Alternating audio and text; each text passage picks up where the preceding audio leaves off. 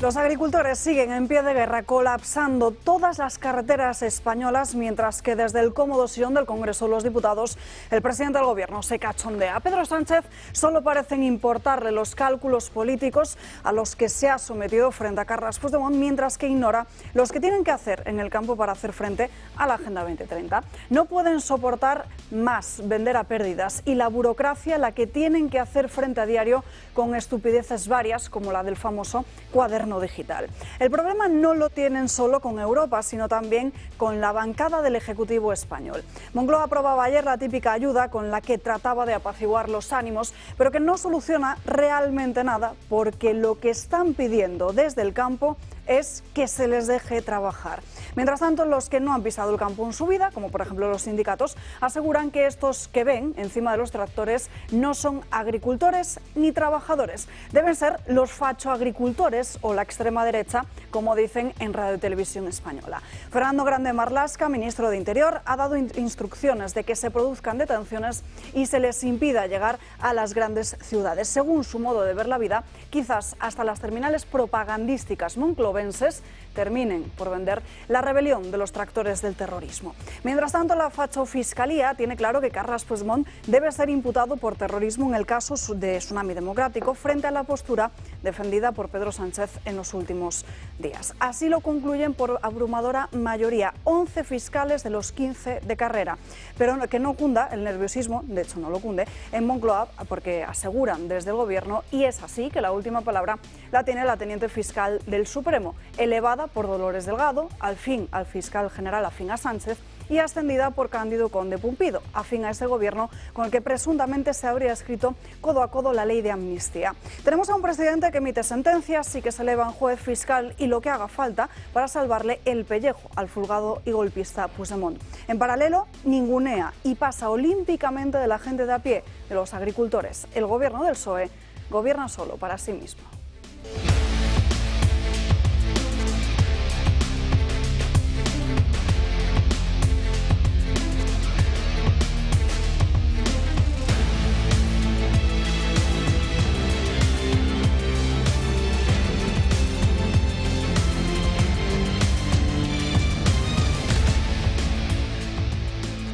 Muy buenos días, comenzamos el miércoles aquí en Dando Caña con muchos asuntos de los que hablar pendientes del estado actual de las carreteras en nuestro país en esta segunda jornada de movilizaciones del campo frente a esas medidas y a esas políticas que no solo vienen de Europa sino también del propio gobierno y la falta de ayudas. Lo único que piden es que se les permita trabajar. Este asunto y también la cuestión de la amnistía y la cuestión judicial han sido los dos principales asuntos que han sobrevolado esta misma mañana la Cámara Baja en el Congreso de los Diputados en la primera sesión de control al Gobierno de este año 2024, pero tenemos también otros asuntos de los que hablar en el día de hoy, así que quédense con nosotros a lo largo de las próximas 2 horas. José María Francas, muy buenos días.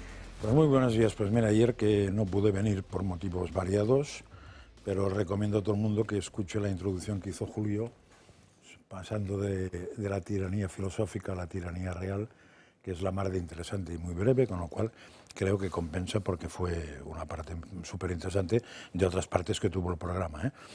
Es curioso que hoy todos los partidos son agro, todos están con el campo y en fin no se han puesto a acabar porque no tenían azadas, supongo, suficientes para salir diputados y diputadas a labrar, ¿no?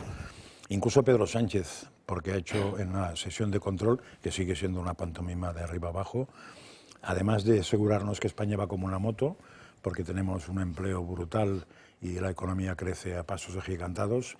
Ya se ve que no ha estudiado las cifras de José Ramón Riera, cosa que les recomiendo si quisiera saber la verdad o la realidad de la cual ha hablado todo el rato.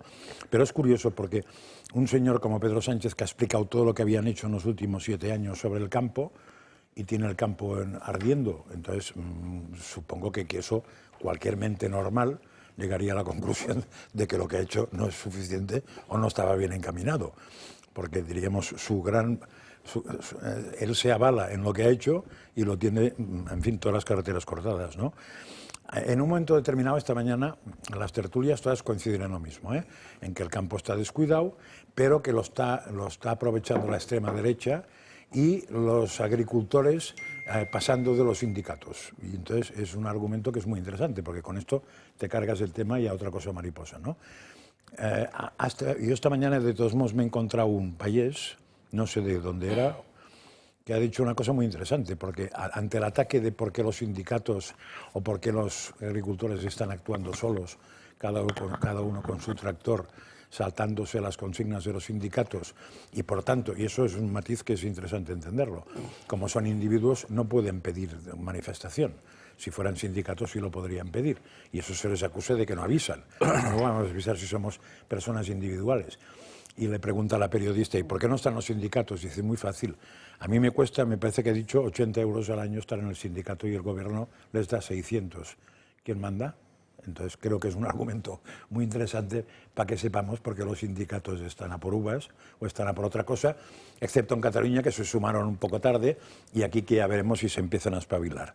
En fin, el campo español y la pesca española, etcétera, lo que pide, señor Sánchez, son precisamente cañas de pescar.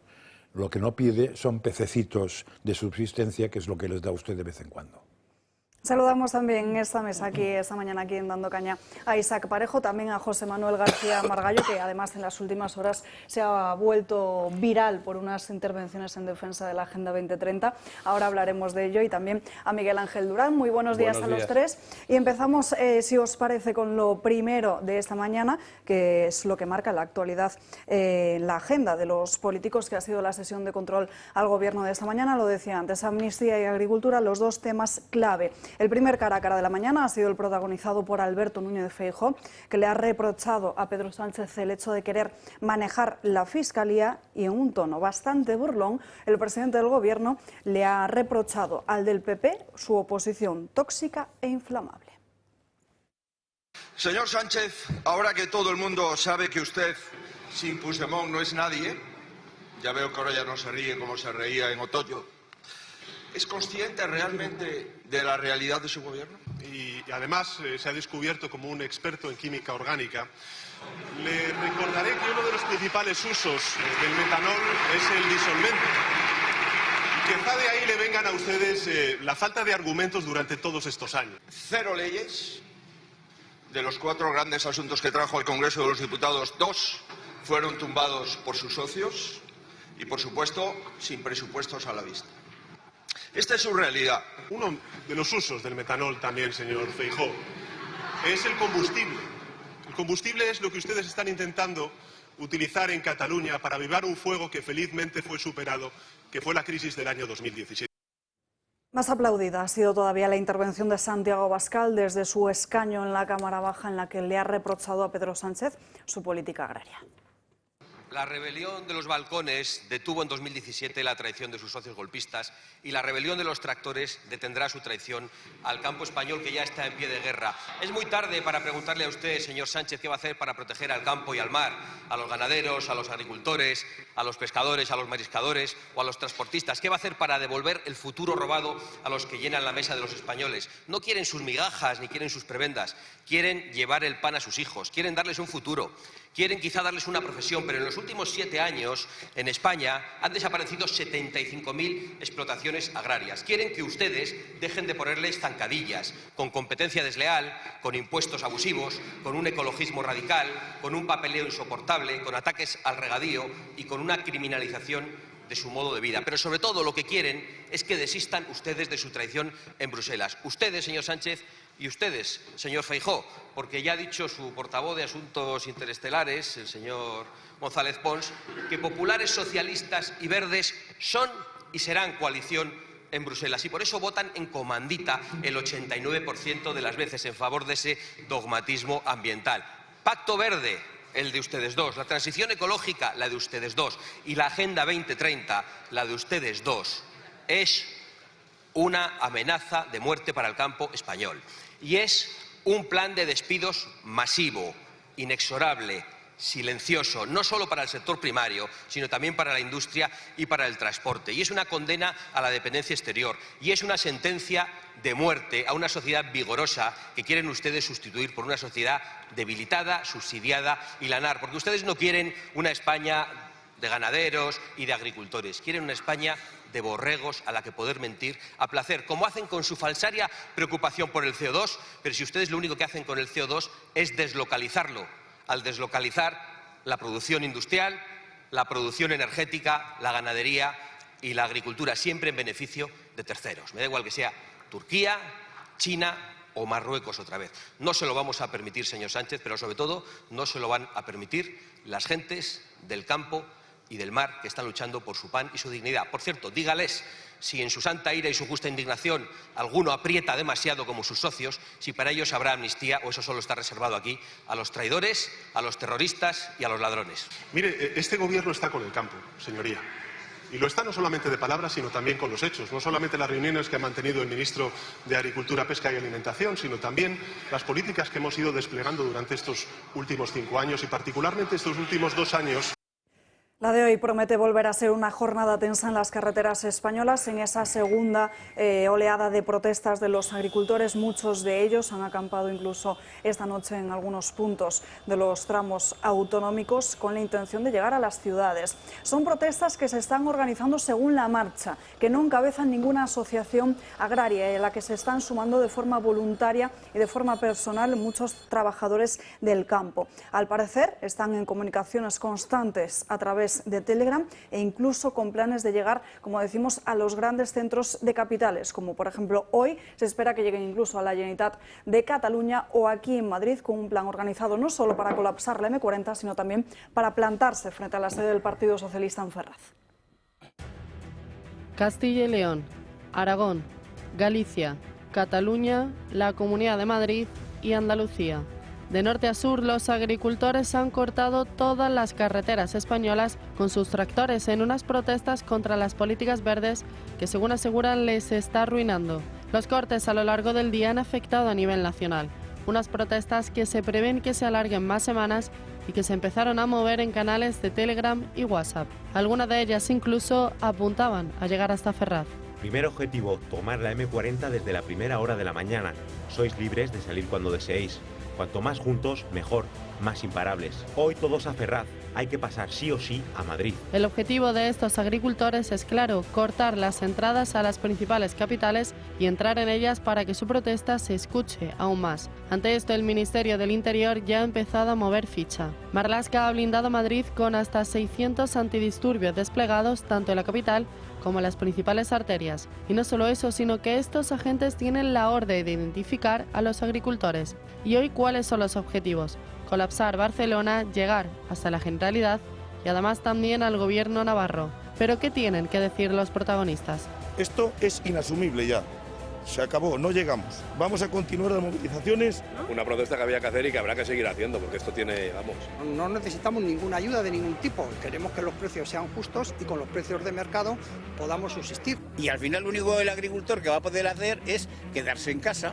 Al verano, a la hora de salir a cosechar, te prohíben que salgas con el tractor. Parece mentira que todo el mundo va en contra, gobiernos... Hablo como ganadera, es imposible que un ganadero se pegue 12 horas en el campo, tenga que llegar a su casa a hacer un cuaderno de explotación. Una protesta que de momento continúa bajo el lema de sin agricultura ni ganadería, tu mesa está vacía. Isaac. Bueno, yo tengo que decir muchas cosas y hoy vengo bastante calentito. Vaya. Pues venga, tienes 1 hora y 45 minutos por delante. Bueno, a ver, hoy he leído en un medio de comunicación, podría llamarlo pseudomedio también, que es lo que me llaman a mí también, y esto lo han calificado como un 15M agrario. Vamos a ver, 15M fue una protesta de zarrapastrosos, pulgosos, llenos de mierda, que encima estaban financiados por quien todos ya sabemos. Esto es una protesta legítima y creo que con toda la razón del mundo, porque evidentemente si esta gente no trabaja, los alimentos no nos llegan a la mesa. Creo que en eso estamos de acuerdo. Segunda cosa que quería decir. Se refiere Isaac Parejo a la COPE, si no me equivoco. ¿Al qué? A COPE. Bueno, me está refiriendo al mundo, pero bueno, la COPE también me vale. Segunda cosa que quería decir, hay que recordar que la Agenda 2030 fue suscrita en el año 2015 por el Partido Popular, por Mariano Rajoy. O sea, es que esto no es una cosa de la izquierda, no, esto fue Mariano Rajoy para el gobierno del Partido Popular. Creo que el señor José Manuel García Margallo nos lo puede confirmar, que fue Rajoy quien lo suscribió junto a otros 192 primeros ministros.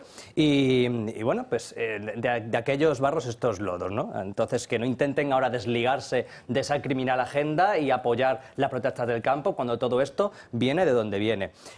Segunda cosa, me parece muy bien que se quiera reducir las emisiones de CO2, que queramos un mundo más verde, más ecológico, etcétera, pero bueno, hay que recordar también que hay 3 países que son los que producen el 50% de la contaminación mundial, que bueno, que me bailan a lo mejor las cifras, pero son China, Rusia, India y ya, producen como el 45-50% de todas las emisiones. Entonces, España creo que es como el 0,8, Europa entera ahora mismo no tengo el dato, pero bueno, que mientras esos 3 grandes países no hagan absolutamente nada, porque no están haciendo absolutamente nada, evidentemente lo que haga Europa es el chocolate del loro. Vamos, una mierda, o sea, ya podemos nosotros quedarnos sin coches, aparcar todos los coches de combustión y no usarlos nunca, que no va a pasar nada mientras estos 3 países sigan produciendo emisiones pues sin ningún tipo de control. Y también me resulta muy curioso cómo las élites europeas constantemente intentan imponernos ciertas restricciones por el bien del planeta, mientras, lo que digo siempre, van con sus jets privados a las convenciones del clima y a todas sus reuniones de jefazos emitiendo lo que emiten los ciudadanos en 10 años, ¿no? Es lo que a mí me llama más la atención, esa sociedad feudal a la que digo siempre que vamos. Así que mientras yo no vea a Ursula von der Pony pues transportándose ella misma en un carruaje, pues yo seguiré con mi coche de combustión y mientras más contamine, mejor. Señor Margallo. Vamos a ver. La Agenda 2030, que se ha convertido en un mantra, se puede estar en contra o a favor. Lo que no se puede es ignorar lo que es. La Agenda 2030 es fruto de una declaración de una conferencia que duró 10 años, en que participaron 193 países, es decir, todos, y participó la Santa Sede, lo digo como dato, como observador, porque no es miembro de Naciones Unidas. Y es al mismo tiempo un acto de una organización internacional. En virtud de qué artículos, de los artículos 10 a 17 de la Carta, ¿qué quiere decir con eso? Que son orientaciones que no son vinculantes, que no afectan a la soberanía, que tienen que ser implementadas por cada uno de los países miembros en la forma que lo estimen. Insisto, 193. España hubiese sido el único país que se hubiese declarado contrario a los objetivos, a los 17 objetivos y a las 169 metas de la agenda, lo cual nos hubiese colocado en una situación pintoresca. Segundo, he oído que es que la Agenda 2030 no se votó por las Cortes Españolas. Lo que pregunto es, ¿hay alguna resolución o alguna decisión de Naciones Unidas que es votada por los parlamentos de los Estados miembros? Es obvio que no. En Naciones Unidas votan los Estados representados por sus gobiernos. No se puede votar en este caso. Además, insisto, no es un acto vinculante. El problema es de implementación de la Agenda 2030 y sobre todo de la velocidad en la implementación de esas medidas. Se habla también, por cierto, de la agricultura, la Agenda 2030, de la sostenibilidad, del agua, etc. Yo creo que antes de hablar de la Agenda 2030 es bueno leérsela. ¿Qué ha pasado con la agricultura? Hay un libro de mi editor, ahora por cierto luego hablaré de España, Terra Incógnita, Salto a la Democracia, que es la obra que espero que me presentéis aquí. Mi editor es Manolo Pimentel y habla de la venganza del campo. Y es verdad que durante mucho tiempo el sector primario ha ido perdiendo importancia. Y insisto, no me gustan los adjetivos, me gustan mucho más los datos. En España el sector agrario, ganadero y pesquero representa el 9,2% del Producto Interior Bruto, que es una cifra muy importante, 110.100 millones de euros. Somos el segundo país en términos de superficie agraria, después de Francia, 740.000 hectáreas. Es verdad que la renta agraria ha bajado. ¿Por qué? Por 2 cosas. Porque han subido los costes energéticos, fitosanitarios, mano de obra, etcétera, y han bajado los precios que reciben los agricultores y ganaderos por la presión de los grandes distribuidores y las grandes comercializadoras. La renta agraria ha bajado, eso es un dato absolutamente evidente. E insisto, las explotaciones agrarias también lo han hecho. Ahora tenemos 914.871, para ser exactos, 7,6 menos que en el año 2019. Por tanto, que el campo iba a explotar es evidente. Que el tema está, insisto, en la velocidad. ¿Qué es lo que se ha conseguido en los últimos tiempos y qué es lo que hay que conseguir? Porque falta mucho. ¿De qué se quejan los agricultores? Yo he tenido una reunión de 2 días con el secretario autonómico de la Comunidad Valenciana y estuve con el presidente de la Junta de Andalucía, que me habló de este tema. En resumen, la burocratización, el exceso de requisitos, de trámites que hay que completar para las deudas agrarias, entre ellas el cuaderno digital que tú has mencionado. En segundo lugar, el ajuste a la baja de los precios agrarios a los que me he referido anteriormente, no solo por la presión de las comercializadoras y grandes distribuidoras, y eso habrá que ver, la ley de cadena de valor, sino también por la competencia desleal de productos que vienen de terceros países, muchos de ellos amparados por gente que no tiene el pudor de defender lo suyo, sino etiquetan productos que vienen de fuera y colaboran, por tanto, al perjuicio de la agricultura. Las exigencias medioambientales, insisto, esto hay que meter el freno. Aquí se ha dicho, alguien ha dicho que todos los partidos ahora se visten de agricultores. No es verdad. El otro día votamos la ley de restauración de la naturaleza, cuyo ponente era César Ruena, el Partido Socialista Obrero Español. El Partido Popular votó en contra. Y ahora estamos en un trílogo y cuando vuelva seguiremos votando en contra. Y yo espero que los liberales de Renew también voten en contra. El Partido Popular en Europa, que es lo que yo sé, es decir, ¿qué es lo que se ha conseguido presionando a Ursula von der Leyen, que no es la más popular en nuestras propias filas? Reducir a la mitad el uso de pesticidas, porque incrementaba costes y reducía la producción por el aumento de plagas. Limitar las importaciones de Ucrania, que suponían una competencia desleal. Reducir la obligación de dejar determinadas porciones de las explotaciones agrícolas en barbecho. Simplificar los requisitos, esto especialmente el cuaderno digital. Prometer proteger a la agricultura y la ganadería europea en las negociaciones de Mercosur, si es que Mercosur llega alguna vez a ver la luz. Y en último lugar, suspender la reducción de emisiones del 30% de gases de efecto invernadero. ¿Que quedan más cosas? Evidentemente que quedan más cosas. Las he resumido, lo he dicho anteriormente, exceso de burocratización, incremento de costes. Ahí tiene que ver la política energética que ha tenido este gobierno en Argelia. Reducir los requisitos medioambientales y acabar con la competencia desleal de terceros países. Pero decir que el Partido Popular es igual que el Partido Socialista Obrero Español es simplemente ignorar la realidad. Basta ir a los diarios de sesiones y a las votaciones, o lo que está haciendo, por ejemplo, el gobierno de Juanma Moreno en Andalucía o el de López Miras en Murcia, de simplificación administrativa, de ayudas, etcétera.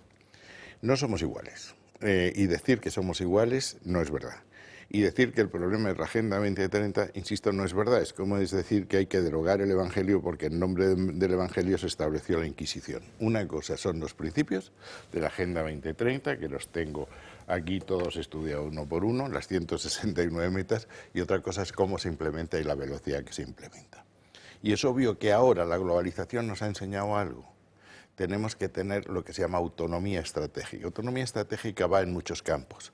Va en defensa, en reindustrialización, pero va también en suficiencia alimentaria en Europa para no depender de terceros países. Y por tanto, ¿que hay que pisar el freno? Hay que pisar el freno. ¿Que hay que revisar la política agrícola común? También. Pero salirse de la Agenda 2030 y sobre todo del Acuerdo de París y de la política agrícola común, ¿a qué nos conduce? A que España quede fuera, como aislado de todo este conjunto, privado de las ayudas agrícolas, etcétera.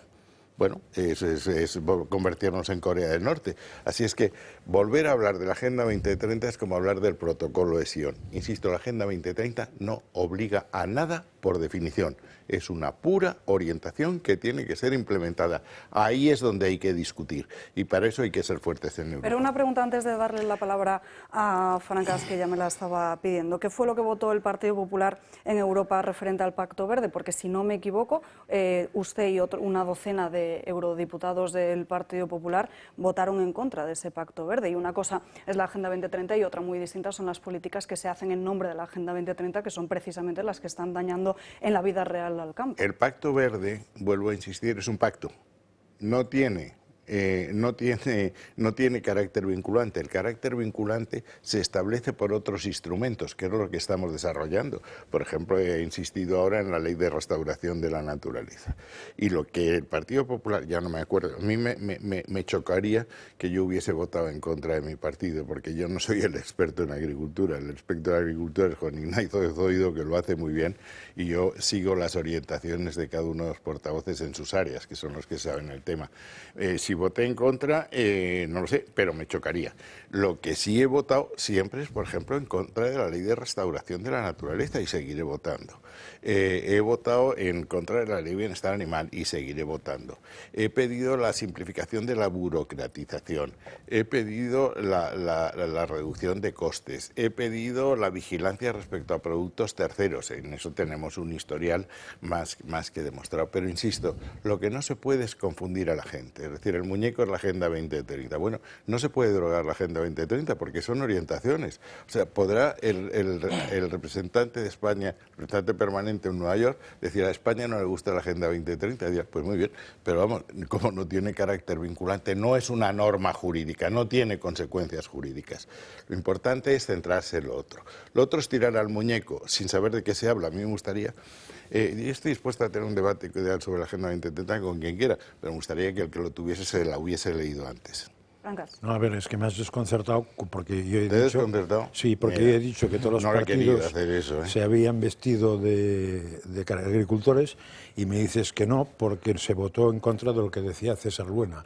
Como coño si fuera César Luena el padre de la agricultura. No. Es decir, no, se puede votar en contra de la Ley de Restauración de la Naturaleza que trajo el vicepresidente holandés. Pero por eso vamos, he dado el dato de que el ponente era un que socialista. se puede votar a favor y en contra de eso y vestirse de agro esta mañana todos los partidos, que es lo que están haciendo yo me he desde vestido por la de tarde. austriaco, simplemente. Bueno, después otras. Yo sobre la Agenda 2030 me gustaría estudiarla más a fondo, tienes toda la razón, y por tanto no suelo entrar. Yo te la dejo. Sí que, sí. A ver, los principios fundamentales, tú los comparaste los mandamientos y en el fondo podríamos decir que sí, son tan genéricos, son muy genéricos, o sea, son cosas acabar con la pobreza, la bondadosísimas, pero esto es una cosa.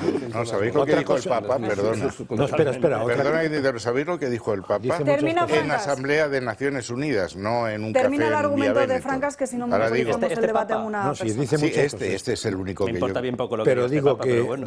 Después has asociado... O sea, yo no soy Por favor, católico y el Papa es el Papa. Digo que la Agenda 2030... No lo pongo yo, lo pone el Espíritu Santo. No discuto, pero has dicho una cosa que también es muy curioso, porque estás asociando que es el campo español o parte de la política española la que está en contra de la Agenda 2030.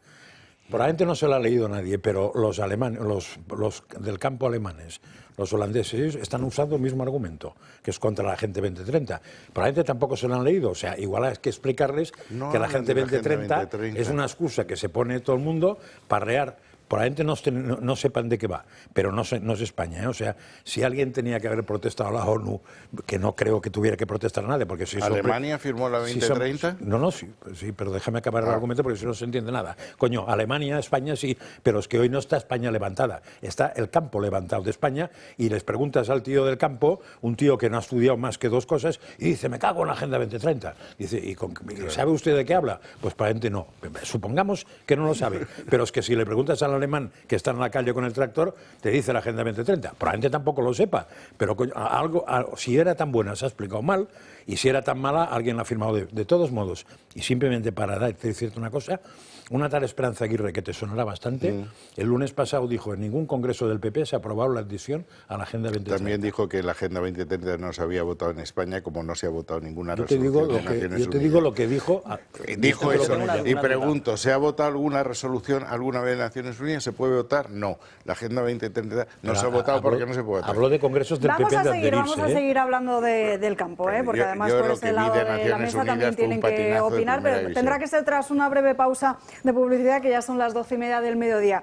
Tenemos aquí Sabores Sierra de Madrid, que nace del cariño hacia la tradición y la elaboración del artesanal del embutido. Es una empresa familiar, por si todavía no lo saben, situada en la Sierra de Madrid. Todos los embutidos están elaborados con las piezas nobles, principalmente pierna y paleta, utilizando además los mejores aderezos y tiempo de secado para obtener un sabor único, como el de antaño, en su mayoría 100% natural.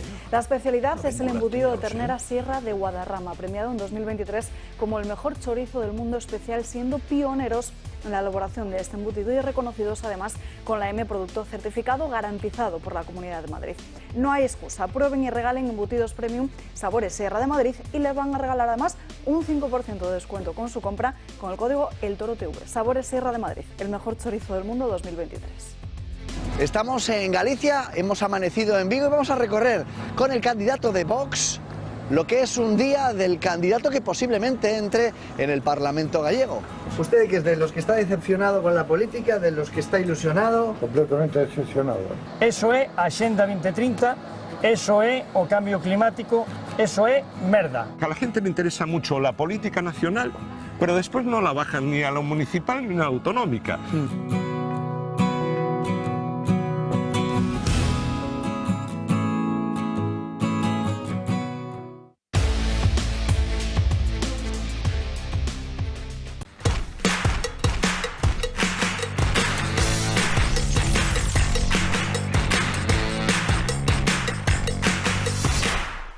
Pardo Stone Design es una empresa líder en manipulación de la piedra natural y cuenta con los sistemas operativos más avanzados del mercado y el conocimiento puramente artesanal. Aportan conceptos innovadores en el mundo de la decoración con piedra natural, realizando composiciones decorativas y proyectos de arquitectura e interiorismo. Pardo Stone Design. Descubra la artesanía en piedra y haga sus sueños realidad. Y si eres socio del Club de Amigos, tendrás un 5% de descuento. Cultivado en el regadío de Lodosa, Navarra, bajo la indicación geográfica protegida Espárrago de Navarra, este producto se ha convertido en la auténtica joya de la huerta de Conservas Perón. Seleccionan y clasifican los espárragos nada más haber sido recolectados. A continuación, se pelan mediante maquinaria o a mano y se cortan por el tallo con el fin de igualar su tamaño. Se escaldan mediante inmersión en agua caliente y tras un enfriado rápido, se clasifican los espárragos de las mismas características y se pasa al envasado. Gracias a su blancura, su textura suave y su delicioso sabor, el espárrago de Conservas Perón se ha convertido en uno de los productos más valorados de toda la geografía nacional.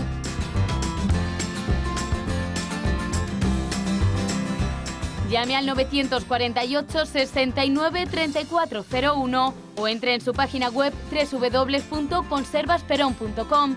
Conservas Perón, de la mata a la lata. ¿Quiere tener un recuerdo de su primer muerte? Sí. Podría ser una trampa en la que pasaría usted a ser el cazado en vez del cazador. A sus órdenes, supongo que le seré útil. Y yo supongo que tendré que encomendarle alguna misión. He venido a pedirle un autógrafo, Barón von Richthofen. ¿Por qué haces eso? La nota decía orden de marcha. ¿Mochilas listas con todo el equipo? Sí, señor. Enterrados desnudos, con la cabeza al sol, sin comida ni agua. Bien, tengo una importante misión para usted. De averiguar todo sobre Sidi Ben Yusif.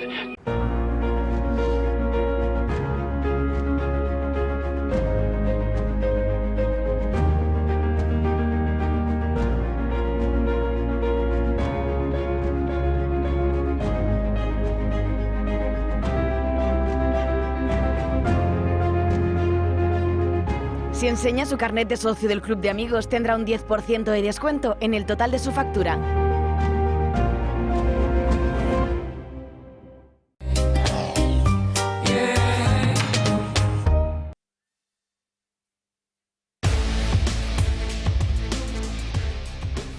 Ya estamos de vuelta en Dando Caña, pasan 3 minutos de las 12:30 del mediodía, a las 11:30 en Canarias, y vamos a seguir dedicando este tiempo a hablar de la agricultura, del campo y por supuesto de la Agenda 2030. Antes de nada, noticia de última hora, porque parece que los hackers de Rusia estarían atacando páginas web de instituciones españolas en apoyo a las protestas agrícolas. Poco más sabemos por el momento de esta noticia de última hora, se la ampliaremos en cuanto tengamos más información. Antes de seguir con el debate y antes de darle la palabra a este otro lado de la mesa, que vean ustedes cuáles son las reivindicaciones que están planteando desde el campo. El campo español se ha unido para protestar contra las políticas verdes que arruinan al sector y para exigir un cambio de rumbo total. Se manifiestan por la profunda crisis que sufren tanto la ganadería como la agricultura. La sequía, las malas cosechas, los altísimos costes de producción y unos precios de venta insuficientes que en ocasiones no cubren siquiera los costes. Además, las ayudas para paliar la situación han sido escasas. El gran problema es que estas dificultades se ven agravadas por la estricta legislación de la Unión Europea, que impone lo siguiente: complejas regulaciones y trabas burocráticas que complican y encarecen la actividad en exceso bajo el pretexto de ajustarla a los estándares ecológicos. Permisividad ante la competencia desleal procedente de países extracomunitarios que no cumplen con los mismos requisitos que se solicitan a los productos europeos. Retirada o reducción de ayudas al sector al considerar que su actividad es nociva para el clima, mientras se financia en otros países de fuera de la Unión Europea. Aprobación de nuevas leyes que darán el golpe de gracia al sector, como la Ley de Restauración de la Naturaleza, que acabaría con el 40% de la superficie cultivable en España. El campo propone medidas muy concretas para poner fin a los problemas que sufre. Primero, pide romper los acuerdos con países que hacen competencia desleal a los productos europeos y frenar las negociaciones de futuros pactos. Esto supondría acabar con la importación de productos marroquíes y de Asia que no son sometidos a los mismos estándares fitosanitarios y que venden a precios mucho más bajos. En este contexto, exigen al gobierno que aumente el control sobre Marruecos. También significaría la ruptura de la negociación con Mercosur y con otros países exportadores. En segundo lugar, y en consonancia con el primer punto, piden la creación de un observatorio sobre las importaciones que garantice la reciprocidad entre la Unión Europea y terceros países. Tercer punto, piden la flexibilización de la política agraria común porque dificulta la viabilidad de la actividad por su enorme coste. Cuarto, reivindican la modificación de la ley de la cadena agroalimentaria con el fin de que los precios de venta cubran al menos los costes de producción. Y por último, se dirigen a las comunidades autónomas para que eviten la instalación de energías renovables en terrenos cultivables, que frenen la especulación por parte de los fondos de inversión y que revisen las políticas de sanidad animal. Ahora está por ver si las administraciones están dispuestas a escuchar las legítimas reivindicaciones del campo. Isaac. Bueno, yo tengo una duda, quería preguntarle al señor don José Manuel García Margallo, porque si la Agenda 2030 son unas directrices, simplemente que no son de obligado cumplimiento, yo quería saber por qué aquí en Madrid tenemos unas políticas restrictivas, por ejemplo, el Madrid 360, que según en la página del Ayuntamiento de Madrid son en cumplimiento con la Agenda 2030 y el Acuerdo de París de 2015. Porque la excusa que nos pone el Partido Popular es que no pueden hacer nada porque vienen las multas de Europa. Europa les obliga. Bueno, pues si son unas directrices, pues ¿por qué tenemos que seguirlas? ¿No? Es mi pregunta. Para empezar, la Agenda 2030 no es la Unión Europea, son Naciones Unidas, son organismos distintos. Entonces, primer dato. Segundo, si esas orientaciones se han plasmado, que no lo sé, en un instrumento normativo, en una norma jurídica que tenga consecuencias y tenga multas, eso será así, pero no por la Agenda 2030. Pero mezclar churras con merinas... Pero el Ayuntamiento nos dice que no se puede hacer nada porque si no nos multa Europa. Pero no será por no cumplir la Agenda 2030, porque insisto que es Naciones Unidas. Bueno, eso es lo que pone en la página de Madrid 360. Bueno, habrá que leerla. No, si la excusa para hacer casi todo es la Agenda 2030. No, pero probablemente diga que en cumplimiento de las orientaciones, etcétera. ¿No? Pero hay un instrumento jurídico intermedio. Pero no lo sé lo que dice la página web, pero confundir la Unión Europea con la Agenda 2030 es empezar mal. O sea, es decir, será una norma europea, o será una norma española, o será una norma de la comunidad autónoma. Todo eso puede ser. Pero tiene que haber una norma jurídica como puente previo para que eso sea obligatorio. Habrá que preguntarle estamos todos de acuerdo, ¿no, Francas? Sí, ahora, lo que diga la página web, yo la verdad es que os quiero mucho y me preparo casi todo, pero no he visto esa agenda, esa página web. Ya lo sé que me ibas a regañar. Habrá que preguntárselo al alcalde de Madrid entonces, porque implanta el Madrid 360 en base a esa Agenda 2030. Miguel Ángel.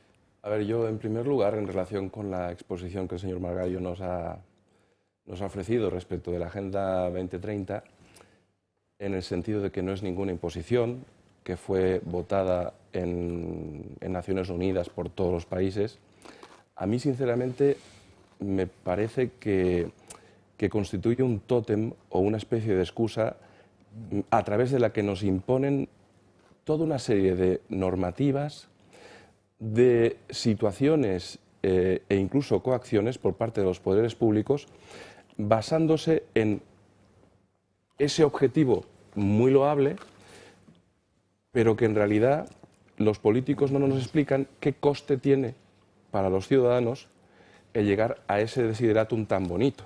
Por ejemplo, se ha citado la autonomía desde el punto de vista del suministro de la agricultura para un país. Claro, es que yo no conozco, mejor dicho, los ciudadanos no conocen cuáles son las políticas que el gobierno pretende implementar a corto, medio y largo plazo respecto a la agricultura española. Del mismo modo que cuando se nos ha ofrecido por el señor Margallo las explicaciones sobre lo que en la Unión Europea se está llevando a cabo, sinceramente todo eso forma parte de un discurso que al ciudadano no le llega, que la sensación que provoca es la de unas élites con muchísima burocracia que no tienen que ver con la vida, el día a día de los ciudadanos. ¿Qué ocurre? Pues que sinceramente cualquier ciudadano, sobre todo si pertenece al mundo, al sector de la agricultura, debe fiarse lo menos posible de cualquier normativa que venga de la Unión Europea o del propio Estado español para regular su medio de vida. Nos hemos encontrado además en este país con un gobierno que tenía dentro a Podemos, Sumar y todos estos grupúsculos políticos que lo que han hecho es cercenar al máximo la actividad ganadera de este país. De forma y manera que, como además lo han hecho sin tener ni idea de lo que es el campo en España, pues nos han dejado incluso los bosques de la forma en que nos los han dejado, de forma que en verano se producen más incendios que nunca. ¿Qué quiero decir con todo esto para finalizar? Que, hombre, que la Agenda 2030 no constituya más que recomendaciones, podrá ser así a nivel de Naciones Unidas, pero que se nos están imponiendo bajo ese mantra, vamos, es que yo no veo ni un transporte público, ni un tren, ni un avión, ni una administración, ni un político que no lleve el circulito famoso de la Agenda 2030. Hasta el rey. Hasta el rey. Y además no se te ocurra opinar o criticar la implementación de cualquier medida que esté amparada por la Agenda 2030. Porque es que eso es intocable. No puedes decir nada en contra. Y sobre esa base, a mí me da la sensación, o desconfío, y creo que las administraciones europea y estatales también utilizan ese mantra para establecer en muchas ocasiones control social de los ciudadanos. Y eso es lo que a mí no me acaba de gustar. Como bien señalaba el señor Francas, o no se está explicando o nos están tomando el pelo. No sé, yo creo que es una cosa muy rápida, es muy fácil. Si a ti te dicen, como pasó, que por la Agenda 2030 tienes que matar las vacas porque con sus pedos dan metano, ¿con quién te vas a cabrear tú? Eso lo ha dicho todo el mundo, que te vas a acabar con la Agenda 2030. Claro. Y puede ser que la Agenda 2030, como es verdad, no hable ni de las vacas, ni del metano, ni de los pedos. Pero si en nombre de eso te machacan, si en nombre de eso no te dejan no sé qué, si en nombre de eso no, te vas a cabrear con el nombre de eso. Pues ahí está el problema. Pero mira, aquí hay algo objetivo, independientemente de si conoces al dedillo la Agenda 2030 o si no lo conoces. Y es que aquí hay gente que tiene el vía libre para no cumplirla y otra gente que está obligada a cumplirla. Esto es así. O sea, aquí vemos, por ejemplo, bueno, lo que se va a hacer ahora con los coches de combustión, que quiere acabarse con la fabricación de coches de combustión a partir del 2030, etcétera, pero se ha hecho una cosa que se llama la enmienda Ferrari para que los superdeportivos y la gente que compra y consume los coches más caros del mundo puedan seguir usando coches de combustión. Eso es un hecho objetivo, por mucho que no se haya leído uno la Agenda 2030, etcétera. Cuando, repito, cuando los gobernantes, políticos, etcétera, van a sus cenas, van a sus convenciones, no se piden una ensaladita corresiliente hecha con 3D de gusanos y de cucarachas, no, que se comen un chuletón. Oye, que se come un chuletón de cordero, de vaca, y ahí ven los menús que son públicos cada vez que hacen este tipo de reuniones. Entonces yo repito, me parecería muy bien toda esta agenda si fuera aplicable a todo el mundo, pero es que, y aquí no me lo puede usted negar, que hay dos clases en Europa. Están los que estamos obligados por cojones a cumplirlo, a que nos quiten nuestros coches de combustión, a que nos quiten la posibilidad de meternos en nuestras ciudades con nuestros vehículos, mientras a la vez celebran la Fórmula 1, que no se hace con coches eléctricos precisamente, y luego están pues esas élites que están libres para incumplir todo lo que les da la gana. Entonces eso a mí es lo que me revienta y lo que yo critico siempre, que a mí una agenda ecologista y que proteja el mundo, pues me parecería muy bien si la cumpliera todo el mundo, cosa que no es así. Aquí hay clases y clases y vamos hacia una sociedad feudal que al final pues la estamos viendo ya. Países y países. Solo añadiría de una forma muy sucinta que además, ocurre que ayer la Unión Europea dio marcha atrás en alguna de las medidas que quería implementar. Claro, ¿es que acaso la Unión Europea solo entiende el lenguaje de la calle? Es decir, ¿cómo es posible, ¿cómo es posible que los agricultores de toda Europa tengan que echarse a la calle para que solo ahora den marcha atrás? Con lo cual están promoviendo que cada 2 por 3 vayan a la calle, porque es lo único que parece ser que todo el proceso de negociación previa, todo el proceso normativo no ha servido para nada. Y han tenido que salir a la calle para que eso... Dijo una cosa muy interesante la von der Pony, como dice él, que es vamos a intentar legislar escuchando al campo. Lo cual quiere decir, vamos a hacer un hemos legislado sin escuchar al campo. Creo que ahí está el argumento. Margallo. Vamos a ver, que la presión social es efectiva para cualquier gobernante, eso es así desde que el mundo es mundo. Si hay elecciones más. Claro, es decir, y nosotros, por ejemplo, hablaremos luego de la amnistía, hemos invitado a la población española a manifestarse cuantos más días mejor en contra de la amnistía, que nos parece importante, siempre dentro del marco constitucional y por medios no violentos. Eso es así. Que la Unión Europea ha reaccionado tarde, también es así. ¿Que no ha hecho nada antes de la presión social? No es así. He citado como medidas, ayer fue el tema de los pesticidas, pero antes se había hecho el tema de las limitaciones de las importaciones a Ucrania, el tema del barbecho, el tema del cuaderno digital, el tema de Mercosur y el tema de la ley de restauración de la naturaleza, que es clave, porque dejaría en barbecho el 30% prácticamente de la superficie agrícola española. Que la presión social es legítima en una democracia, sin la menor duda. Que es efectiva, sin la menor duda. Y que es verdad que yo creo que en la implementación hemos sido demasiado acelerados porque no hemos tenido en cuenta que hay que armonizar dos objetivos, tan importantes el uno como el otro. Que no podemos superar en 1,5 o 2 grados la temperatura actual, porque eso sería el fin de la especie humana, sequías e inundaciones, etcétera, con que tenemos que dar de comer a nuestros ciudadanos, a ser posible con productos propios para evitar que estemos sometidos al chantaje de países terceros. Eso es evidente.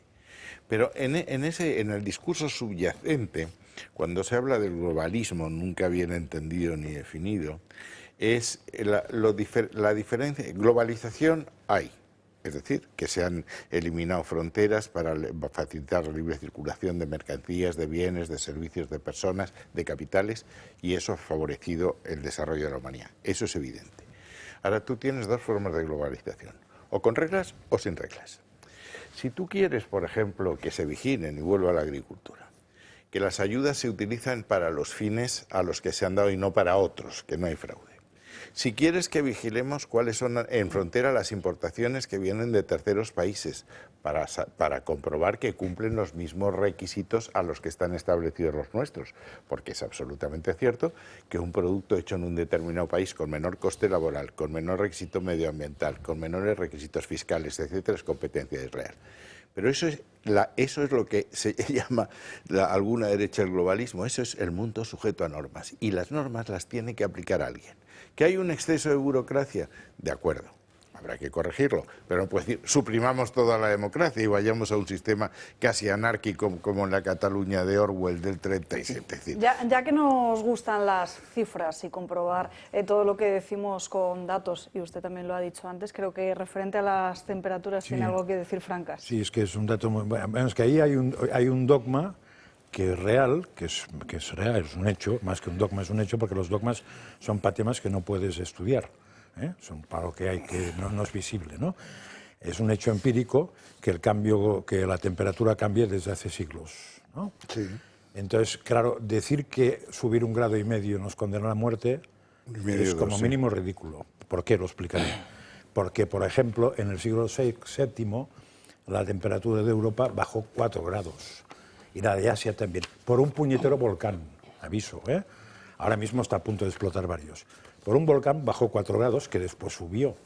Un cambio de temperatura de bajar 4 y volver a subir 4 es un cambio de temperatura de 4 grados, ¿no? No de 1 y pico.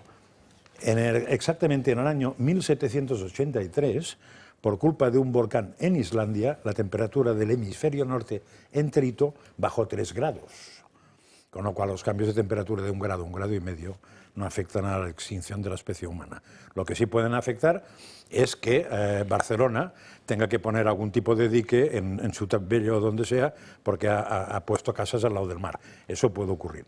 De todos modos, y también explico, porque eso es muy importante, que lo tuviera en cuenta algún político, la importancia de la afectación humana sobre el cambio de temperatura es la misma que tengo yo con las clarisas de Nueva York. 0. Es decir, 0, no pinta nada, ni el hombre, ni que se mee, ni que las vacas, que nada. Viene un volcán y se va toda la teoría de Félix Párragos. Entonces, el sentido común dice, cuando usted ensucia, limpie, y cuando usted vea que la temperatura está cambiando para aumentar la temperatura, lo que tiene que hacer es prever y proveer que las ciudades y tal que están al lado del mar se pueden encontrar con que suba unos centímetros. Eso sí, pero no quite coches porque le servirá absolutamente para nada. Eso no es un dogma, pero es un hecho científico, así es simple. Y sobre todo, lo que es evidente, es que yo creo que la política mundial actual, que además, a mi juicio, por lo menos se sospecha que está controlada por determinadas élites, sin tampoco ser conspiranoico, consiste en, como suba 1,5 grados la temperatura, nos vamos a morir todos. Claro, es un dogma. A partir de ahí no puedes ir en contra de nada de lo que te impongan, porque como el cataclismo viene después de que suba la temperatura 1,5 grados, claro, si eso fuese así, que yo no lo sé, tendríamos que declararle la guerra a China, India, por las emisiones que están llevando a cabo. Si fuera por su culpa. Si fuera por su culpa. Si preguntas a un geólogo te dirá que hay dos causas. O sea, yo digo una de las volcanes porque es evidente. O sea, explota un volcán y se te ha cambiado la temperatura del mundo. Pero hay otras que son mucho más simples. Cuando preguntas a geólogos o astrólogos te dicen las manchas del Sol afectan mucho más la temperatura que todos los coches del mundo. Eso es una. Y otra te dicen el cambio del eje de rotación de la Tierra también influye mucho en la temperatura. Y eso, por mucho que se empeñe Sánchez, Biden o la Madre Superiora, no lo va a cambiar nadie. Ni con China, ni con India. Ni el Sol, ni el eje de la Tierra. Entonces, simplemente aquí han encontrado un chollo, que es, acojonarnos a todos con 1,5 grados, con 2, o ponle 3, y la historia de Europa, o la historia del mundo, desde que se conoce, o sea, desde que está escrita, porque si nos vamos a los 4.600 millones de años, ni te cuento, ha habido glaciaciones. Recuerdo que además se estudian en los libros, ¿eh? O sea, si te vas a la última temporada, las variaciones de temperatura han sido muy superiores a 1,5 grados. Con lo cual... Pero nada, eso, como no tienen ni idea ni de geología, ni de astrofísica, ni de astronomía, si les importa un carajo. Dan ganas de decir que como nos queda tan poco, dejemos el programa y nos vamos a tomar... Eso ya lo dijeron. Todavía no. Yo si no me equivoco, creo que... Bueno, comamos y bebamos que mañana moriremos. Ahí es eso, sí. Toda esta locura climática, este fanatismo climático, viene porque en los últimos 150 años la temperatura ha subido 1,1 grados. ¿Vale? O sea, ya subió 1,1 grado y la especie no se ha ido a la mierda, ni ha habido grandes inundaciones, ha inundado África. No, creo que no ha pasado nada, ¿vale? Entonces, tan egocentrista me parece pensar que el humano ha causado ese cambio climático, como igual de egocentrista me parece que el ser humano pueda cambiar el clima, reduciendo, dejando de usar coches o reduciendo las Tiene que adaptarse fósiles. al cambio del clima, que es distinto. Claro, y también hemos hablado de las extinciones que ha habido cuando todavía no existían los coches ni existían esas emisiones que hay hoy en día, pero creo que todo esto al final obedece a lo mismo, que es el dinero. O sea, yo no creo solo que sea fanatismo ni que sea ideología. Al final tenemos a unos determinados lobbies energéticos que se han hecho con las empresas que antes se dedicaban a la extracción de combustibles fósiles. Ahora los lobbies energéticos son los que mandan, ¿no? Y los que tienen comprados a determinados gobernantes de Occidente, y son los que deciden las políticas energéticas que hay. Yo no creo que una Greta Thunberg simplemente sea una niña que ha salido de su casa para luchar contra el cambio climático, porque pobrecita, bastante tiene. Pobrecita, ¿no? Una enviada del clima. Esa niña es el pelele, es un títere de esos lobbies energéticos que son los que nos están llevando a este desastre. Todo se reduce a dinero. Yo no creo en que haya ideología de por medio. Yo creo que es dinero, dinero y más dinero. Última hora de esas protestas de los agricultores en nuestro país, imágenes que nos llegan desde La Rioja, porque la Guardia Civil, lo van a ver en sus pantallas, ha cargado contra esas decenas de manifestantes de los agricultores que se manifestaban de forma pacífica. Han hecho uso de la porra, por lo visto, y también se ha escuchado algún disparo de esas pelotas de goma. Estas son las imágenes que nos llegan desde hace apenas unos minutos de La Rioja, donde, como ven, los agricultores estaban cortando las carreteras y protestando contra esas políticas y contra la situación del campo. Imágenes que ha publicado hace apenas unos minutos, además, Al Rojo Vivo, y que comprueban o que confirman lo que les contábamos antes, lo que le contaba nuestra compañera Marian Vallejo, de cómo el Ministerio de Interior había dado la orden de evitar que los agricultores lleguen a los centros de las ciudades y que se tomaran todo tipo de medidas. En fin, 1:05, nos tenemos que ir a una breve pausa de publicidad, no hay tiempo para más. Pero ustedes se preguntarán, ¿por qué renunciar a vivir en Puerta de Hierro en un chalet con parcela privada? Grupo Index les presenta una promoción de 10 viviendas de obra nueva sin precedentes, con fachada vanguardista en piedra natural y eficiencia energética. Una casa desenchufada de la red eléctrica tradicional gracias a sus placas solares, su geotermia y su almacenamiento con batería de sodio. Máximo confort, mínimo consumo y cero gasto en sus facturas energéticas y eléctricas, además para siempre. Una vivienda 100% personalizable, desde la distribución a los detalles, incluso con el diseño de interiores incluidos. Además, de la mano de Osborne, una casa gastro donde disfrutar de sus espacios gourmet. Con Grupo Index no renuncien a nada. Más información en residencialpuertadeespaña.es o en el 655 33 89 82.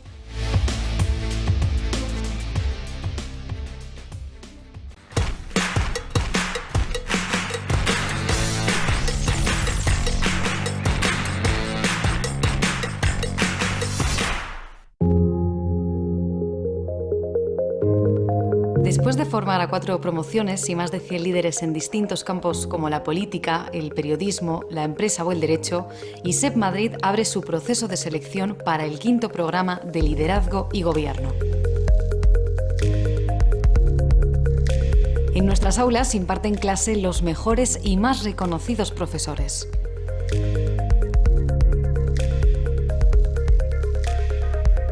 ...320 horas lectivas de octubre de 2024 a junio de 2025. 20 plazas exclusivas. Programa de liderazgo y gobierno.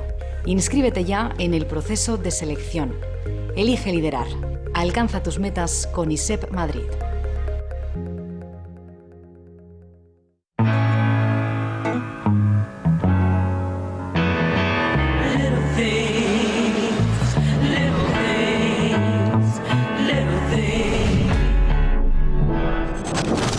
It's the little things that mean an awful lot.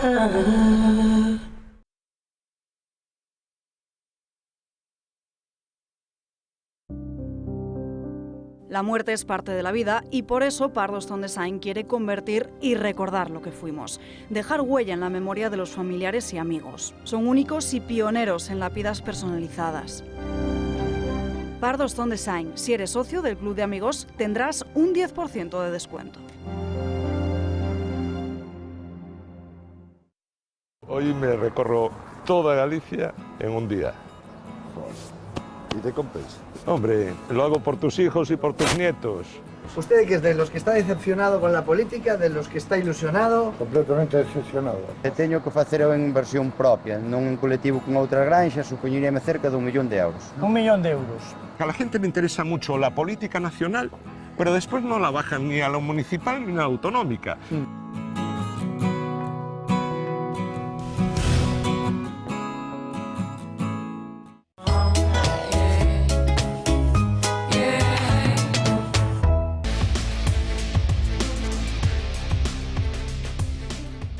Una en punto de la tarde y vamos con las crónicas de Manicomio de Gabriel Serrano. Gabi, buenas tardes. Muy buenas tardes, Alba. ¿Cómo vamos de personalidad en la mesa?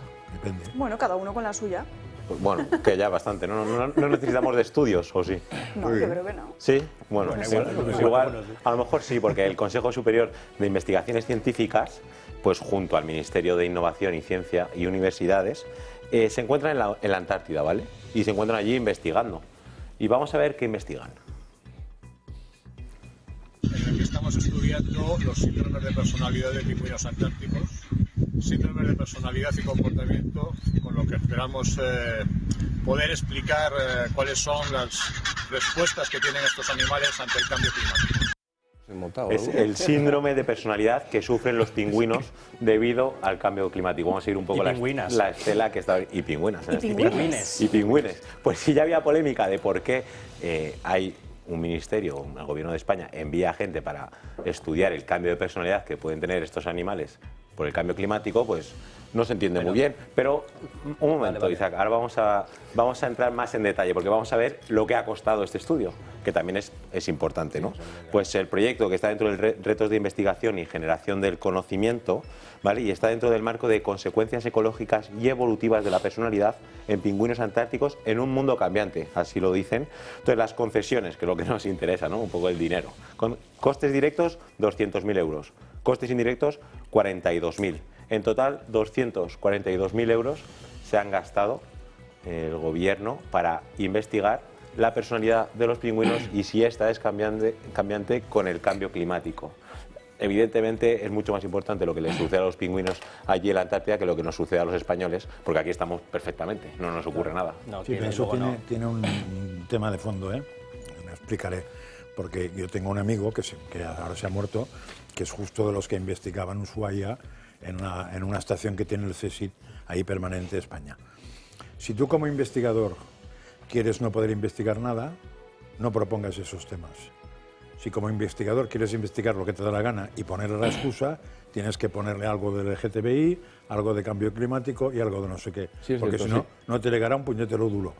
Con lo cual, yo ahí pondría parir al ministerio, tal, pero nunca a los investigadores, porque lo que tienen es una base ahí, tienen un barco para ir allí que está preparado y todo eso, y estaría parado por culpa de una... Entonces, como quieren investigar lo suyo, también investigan el cambio, que dicho de otra manera sería el comportamiento, es decir, la etología del pingüino, que eso ya es biología. O sea, claro, aquí entramos yo me pregunto, en la innovación y la ciencia, pues que en muchas situaciones se están quejando los investigadores que no se proponen para poder hacer estos estudios. Eso estamos de acuerdo, pues que los propios investigadores, su trabajo y su labor, pues a la hora de sacar diferentes conclusiones en diferentes ámbitos. No, y que tienen que poner la excusa del título, claro, que juegue a lo que juega el loco del ministerio. Pero estas concesiones de 242.000 euros para este tipo de investigación, igual es un poco desmesurada. Es ideología, es ideología. Por eso, que lo que me refiero más pero es del ministerio, no del pobre tío que... Por supuesto. Claro, del ministerio. Claro. O sea, intento defender a los científicos del CSIC, claro. que los conocía perfectamente, porque es que su trabajo es esto, y investigan además eso, 70.000 cosas más que aprovecharán, porque las mediciones que hacen ahí las tienen que hacer permanentemente, y si dejan unos años de hacerlas, se va todo el estudio al carajo. También hay alguno del CSI que es para echarle de comer aparte, que mira lo que pasó en puede la haber de pandemia. todo. Pero yo me pregunto, todo. la personalidad no es aplicable a las personas. O sea, me pregunto, ¿un animal puede tener personalidad? No lo sé. Tiene comportamiento. Tiene comportamiento. Claro, es que fíjate, le llaman personalidad, pero en realidad supongo que se refiere al comportamiento. Porque es que la personalidad de los pingüinos, ¿qué pasa? Que es que este tipo es fantástico, el otro, no sé, ¿a qué se refieren? Y en segundo lugar, sin entrar en demagogia, pero imaginar lo que los agricultores que están manifestándose piensan cuando se enteran de este tipo de noticias. Dice, oigan, si ustedes están gastando el dinero en tonterías mientras nos están tratando de esta forma. Entiendo, evidentemente hay que destinar dinero a investigación, hay que destinar dinero a muchísimas cosas, pero claro, cuando te enteras que están estudiando la personalidad de los pingüinos... Pero si te coges el BOE, el dinero que se gasta en algunos ministerios, lo de los pingüinos, te creerás que es para premio Nobel, porque son cosas mucho peores y mucho más chorras. Lo que hay que hacer es que el español... Montero en sus estudios para hacer la opresión del color rosa en las niñas. Sí, aquí en esta casa se hizo una temporada, se analizaba cada día y se publicaba algunos dineros a ONGs y el argumento, y algunos dineros de investigaciones, el argumento que salían en el BOE, y te quedas alucinado. Y como investigues, en el caso de las ONGs se investigó por lo que habían cobrado por un pozo en no sé dónde, y vas ahí ni pozo ni nada. Habría que hacer seguimiento para saber finalmente cuáles son las conclusiones. Acabaría en la cárcel como el chico este que ganó las elecciones, 40.000 tíos, es que luego, la mayoría con corbata. Esto sale a la vez que otras políticas o otras medidas que no se toman, por ejemplo, el ELA, cuánto tiempo llevan los enfermos pidiendo... Ayer se murió un ex portero del Real Madrid. Sí. Que yo no sabía que se había muerto. El gato de Odessa. No sabía ni que tuviera ELA. Realizó diferentes funciones en el club después de retirarse. No sabía que tuviera ELA. Es que tenemos estas partidas para estas políticas que son ideológicas, pero que luego a las necesidades realmente de los españoles no llegamos a alcanzar este dinero. Claro. Eso es Agenda 2030 también, ¿eh? Esto que acabamos de ver es Agenda 2030. Seguro que te ponen una bandera. ¿En qué párrafo? Bueno, vale, no hay ningún párrafo que ponga que hay que estudiar la personalidad de los pingüinos, pero algo que te dé pie para decir eso. Estos tipos de estudios ideológicos... Aquí la muerte de Manolete vamos a ver prevista en la Agenda 2030. Seguro. Me encargaré del proyecto. Si nos descargamos el proyecto... No, seguro que en el proyecto sale. Me ha puesto una cena con usted de que algo pone en la Agenda 2030. Que en el proyecto sale seguro el nombre de la Agenda 2030, no tengas ninguna duda. Porque si quieres una subvención, yo digo lo que dice la Agenda. Yo hablo de este proyecto. Eso da igual. El segundo mandamiento dice no tomar el nombre de Dios en vano. Y yo voy a pedir que no se tome el nombre... Pero también la ley del sí es sí, sí, son nombre del feminismo y fíjate, es lo que ha dado. Pero de todas formas, ¿no? Que es lo que hablábamos antes, que volvemos al mismo tema, que se toma la Agenda 2030 porque sirve de referencia para hacer ciertas políticas que condenan a la gente. Perdón, pero ya que estábamos hablando de la Antártida, ¿no? Los pingüinos de la Antártida. Hacemos un pequeño... Ha crecido el hielo en la Antártida, me parece, ¿no? Bueno, eso se dice, pero en verdad es mentira. Es mentira. Mentira. ¿Te acuerdas que aquí lo desmontamos con datos? De que incluso la superficie del hielo era mucho más extensa. Por eso, que ha crecido. Eso es. Antes de seguir con las crónicas de Manicomio, Gaby, porque Margallo quería responder sobre la cuestión de... No, yo sobre la agenda, sobre el tema de la temperatura. Es obvio que distintos fenómenos pueden hacer subir la temperatura. Es verdad que hubo un periodo de las glaciaciones, es verdad puede haber habido estos 4 grados. Volcanes a los que te refieres tú, pero hay un organismo que depende de Naciones Unidas, que se llama Convención Marco para fijar el cambio climático, en donde están los expertos científicos de todo el mundo. Yo no soy capaz de discutir sus conclusiones, las acepto. Y lo que ellos sostienen es que desde la época preindustrial ha habido una correlación directa entre aumento de la temperatura y emisión de gases invernaderos. Eso está científicamente aceptado. Luego, si queremos corregir el cambio de temperatura vosotros decís que si aumenta 2 grados más no es letal, porque ha aumentado antes. Oiga, no es lo mismo que te suba la fiebre 1 grado cuando tienes 37,5 que cuando tienes 41. Estaremos de acuerdo, por tanto ese argumento es falaz. Pero si dicen esto... El gradiente de cambio no es falaz, lo que es falaz es aumentarla. No, pero bueno, vamos a ver, si toda la comunidad científica, con honrosísimas excepciones, ha llegado a esta conclusión, bueno, yo la acepto porque no tengo conocimientos suficientes para rebatirlo. Y yo soy en esto muy práctico. Decía Azaña que si en España cada uno hablase solo de lo que sabe, sería un gran silencio nacional que favorecería la reflexión. Pero como Francas es biólogo y sabe de lo que habla... Sí, pero ¿y los otros que están allí que son charcuteros? Pues serán biólogos también. Te explico lo que ha dicho este labrador esta mañana del sindicato. Yo pago 800 y el gobierno les da 600. Sí. Se descubrió, la primera informe que hicieron esos tíos tuyos que viste, se descubrió lo que habían cobrado todos los que habían firmado esto. Es lo mismo que ocurre con la financiación de la OMS. Hace 2 meses ha salido un escrito quiere decir que ese organismo no sirve. No sirve para nada. ¿De acuerdo? Seguiremos hablando de probablemente Naciones Unidas tampoco. Y en otro bloque y por respeto al guión del programa. Y al propio Gavi, que estábamos con la sección de crónicas de manicomio, señor Margallo. Líderes de este país decía que había que acabar con Naciones Unidas.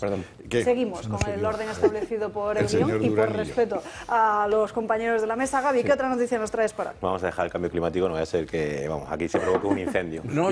Del cambio climático nos vamos a ir al cambio del modo de vida de los españoles y de diferentes mecanismos que antes pues estaban más asentados en la sociedad española y ahora han cambiado mucho, porque hay un informe que se llama Transformación y Crisis de la Institución Matrimonial en España. Y los datos son un poco alarmantes, porque además del cerca del 50% de los españoles jóvenes dice que no cree que se casará. Y la nuncialidad pues, se ha desplomado tanto en España como en Europa.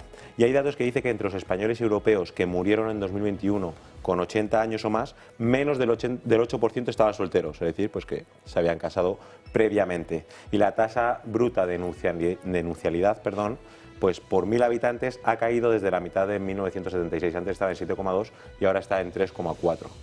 Entonces, evidentemente ahora con los distintos modelos de familia que hay, ¿no? Imposición por diferentes políticos, ahora pues todo cuenta. 3,4 sobre qué? ¿Perdón? ¿Qué es lo que decir? Sobre cada 1.000 habitantes. 3,4. Sí. Mira, ahí tienes la gráfica. A ver si puedes verla. Ahí la están viendo en sus pantallas. A ver, igual esta no es la gráfica, igual me he confundido yo. Antes la tasa estaba en 7,2, ¿vale? Por 100.000 habitantes. Ahora ha bajado a 3,3, está a la mitad, desde 1976 a datos del 2022. Y además hay más datos que dice este informe. Dice que en 1976 apenas había contrayentes en España que no fueran solteros.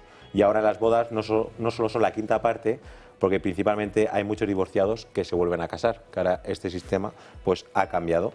Y hace medio siglo, pues la inmensa mayoría de los españoles se casaban antes de los 30 años y ahora pues ha bajado mucho este dato y antes eran menos de 30, ahora 36 está en la media. Entonces que ha ido avanzando igual que a la hora de tener hijos. Pues vemos cómo ha cambiado y si nos basamos en las bodas católicas, religiosas, pues las bodas por la Iglesia se han desplomado principalmente de 2001.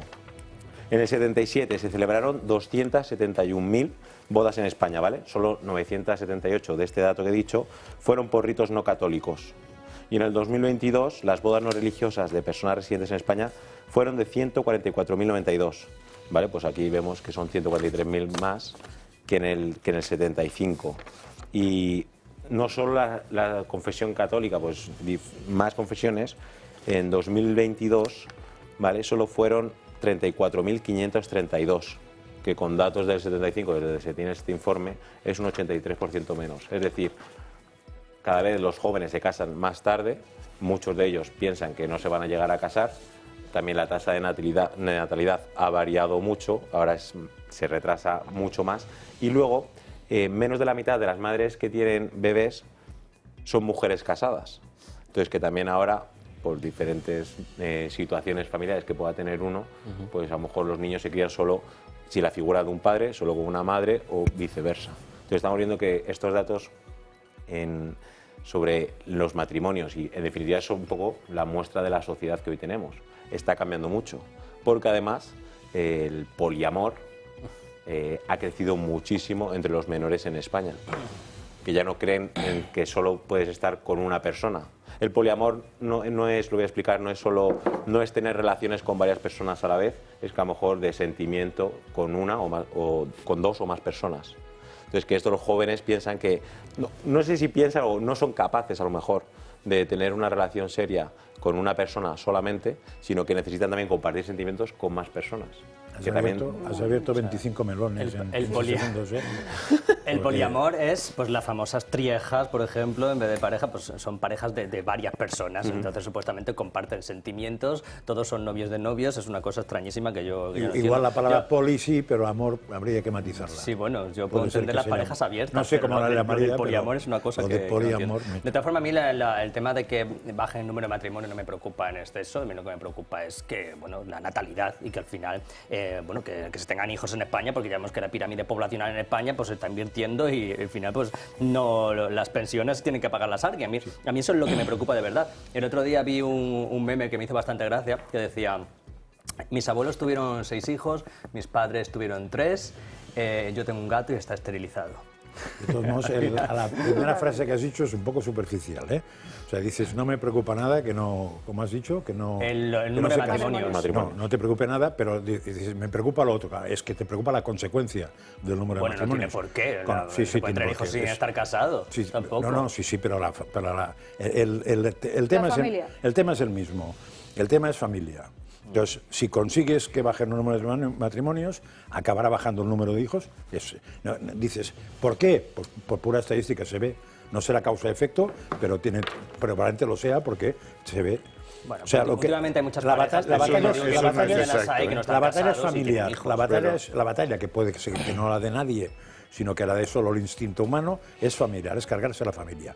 Y eso, entre otras muchas cosas... Para eso está el lobby LGTBI. Pero eso, entre otras muchas cosas, va en contra incluso de lo que es la etología humana. Ahora que o sea, el hombre sin familia es un bicho perdido.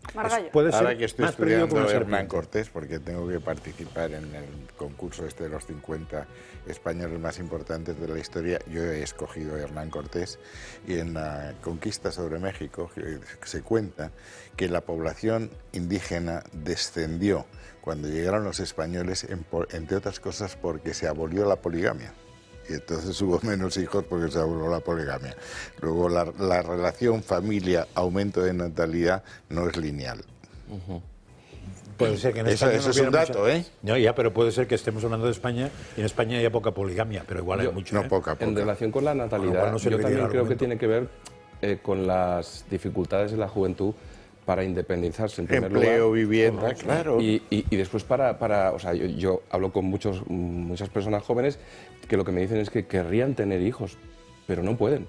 No pueden asumir el coste económico de traer a criaturas al mundo. Eso exactamente. Es que vivimos para trabajar y no trabajamos para vivir. Ahí está. Totalmente. En fin, Gaby, menos mal que hay gente como tú decidida todavía a comprometerse y casarse. Enhorabuena por ese compromiso. Muchas que nunca lo hemos hablado. Conmigo mismo, monoparental. Una recién y un futuro inmediato.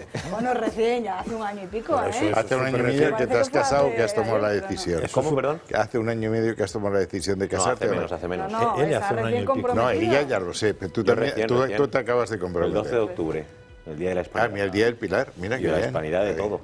Y si Dios quiere y me da la bendición de traer niños al mundo, conmigo la natalidad va a crecer.